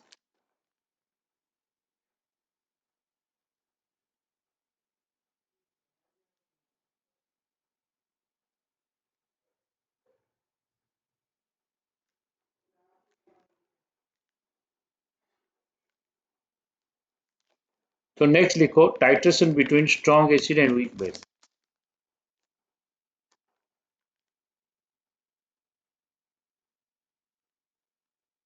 हाँ, titration between strong acid and weak base. Strong acid weak base एक ले लो HCl, वीक बेस ले लो एमोनियम हाइड्रोक्साइड। इनका जो रिएक्शन होगा क्या देगा, एमोनियम क्लोराइड और वाटर। लेकिन एमोनियम क्लोराइड में ये तो हाइड्रोलिसिस करेगा, एमोनियम अगर वाटर से हाइड्रोलिसिस करा रहे तो क्या आएगा, एमोनियम हाइड्रोक्साइड आएगा और H+ आएगा। ठीक है।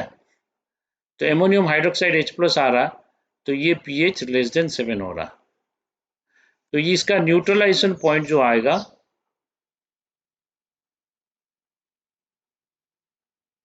वो आ रहा है pH <7। तो न्यूट्रलाइजेशन पॉइंट अगर pH <7 आ रहा है तो हम लोग क्या करेंगे, इसका फॉर्मूला लिख देते हैं, 7 minus half into PKB plus log C। समझ में आया कि नहीं। अब इसका ग्राफ कैसे होगा,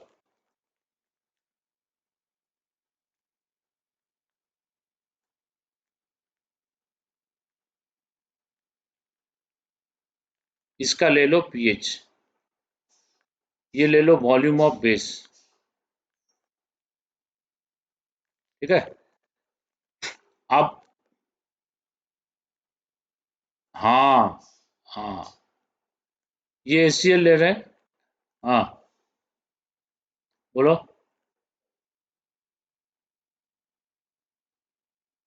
ओके, तो ये NH4OH है।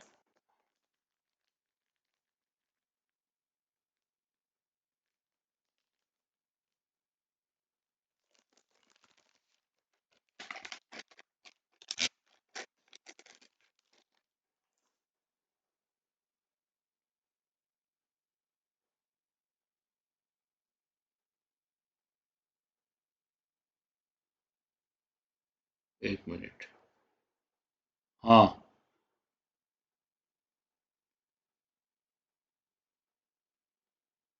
तो वॉल्यूम ऑफ बेस यहाँ पे रहेगा, कुछ रहेगा, उसके बाद थोड़ा सा एक दो ड्रॉप देने से ये आ जाएगा। ये वॉल्यूम ऑफ बेस देते रहेंगे। नहीं नहीं नहीं, हाँ ऑलमोस्ट स्ट्रेट लाइन, डिफरेंस कम रहेगा, एक दो ड्रॉप रहेगा ना। न्यूट्रलाइजेशन पॉइंट एक ड्रॉप ऐड करने से आ जाता है ना। हाँ, टाइट्रेशन हो जाता है ना, इसीलिए।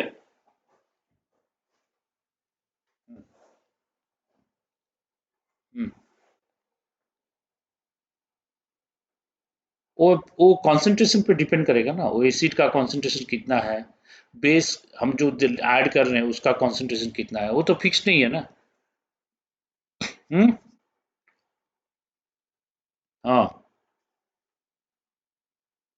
तो बीरेट रीडिंग देख के, इनिशियल बीरेट फाइनल बीरेट रीडिंग देख के डिसीजन कर सकते।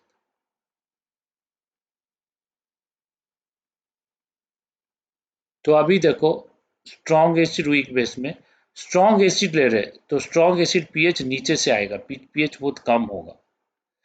पीएच कम होगा तो ऐसे ऐसे आएगा, तो जहाँ इन्फ्लेक्शन पॉइंट है वहां पे सडनली पीएच चेंज हो जाएगा।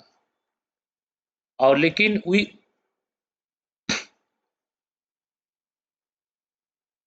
न्यूट्रलाइजेशन पॉइंट बोलते हैं, और इक्विवेलेंट पॉइंट, हाँ ग्राफ में इन्फ्लेक्शन पॉइंट बोलते हैं, लेकिन जो थ्योरी है उसमें न्यूट्रलाइजेशन और इक्विवेलेंट पॉइंट बोलते हैं। तो ये जो जंप हुआ यहाँ पे, ये जो जंप होगा उसका मिड पॉइंट होगा न्यूट्रलाइजेशन पॉइंट। तो इसका मिड पॉइंट देखोगे तो ये होगा पीएच लेस देन 7 होगा, यहाँ पे 7.0 है, पीएच लेस देन 7 में न्यूट्रलाइजेशन पॉइंट होगा। ओके। हाँ, हाँ। क्योंकि टाइट्रेशन से पहले वो एसिडिक रहेगा ना, और टाइट्रेशन के बाद वो बेसिक होने लगेगा। ठीक है। तो मीट, हाँ एक ड्रॉप से ही चेंज हो जाएगा, जो टाइट्रेशन तुम लोग अगर प्रैक्टिकल में करोगे, वो एक दो ड्रॉप कहाँ पे आ रहा है वो आइडेंटिफाई करना है, कलर चेंज देखना है। तो मिथाइल ऑरेंज 3.1 से 4.5 का अंदर आता है, वो इसके लिए बेस्ट है। फिनाप्थलीन इसके लिए अच्छा नहीं है। फिनाप्थलीन 8.1 से 10.2 आ रहा है, इसके लिए अच्छा नहीं है। क्योंकि फिनाप्थलीन अगर देखो यहाँ पे यूज करोगे तो एंड पॉइंट लेट में आएगा। मतलब क्या है हाँ, यहाँ पे आएगा।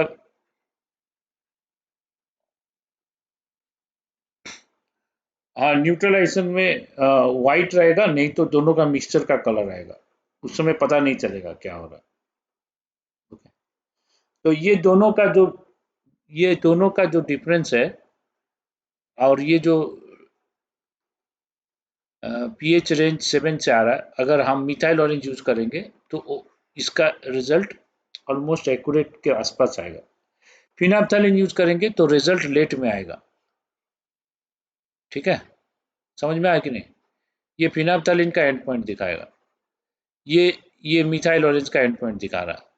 तो मतलब जहां रिजल्ट हो रहा है, वहां जहां न्यूट्रलाइजेशन हो रहा है, उसके आसपास इंडिकेटर कलर चेंज कर रहा है, तो वो इंडिकेटर एक्यूरेट रिजल्ट देगा। ठीक है, इज इट क्लियर।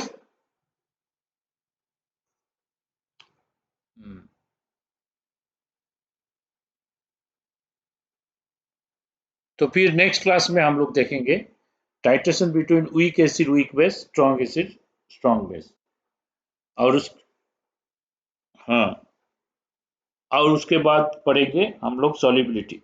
अच्छा, सैटरडे को एक्स्ट्रा क्लास है, उसमें हम लोग पढ़ लेंगे। ठीक है, सॉल्युबिलिटी मोस्ट इंपॉर्टेंट है, तो वो करने से हमारा आयनिक इक्विलिब्रियम खत्म हो जाएगा। ठीक है, तो ठीक है, okay then, thank you, bye. हाँ, इसके बाद थर्मोडायनामिक्स स्टार्ट कर देंगे।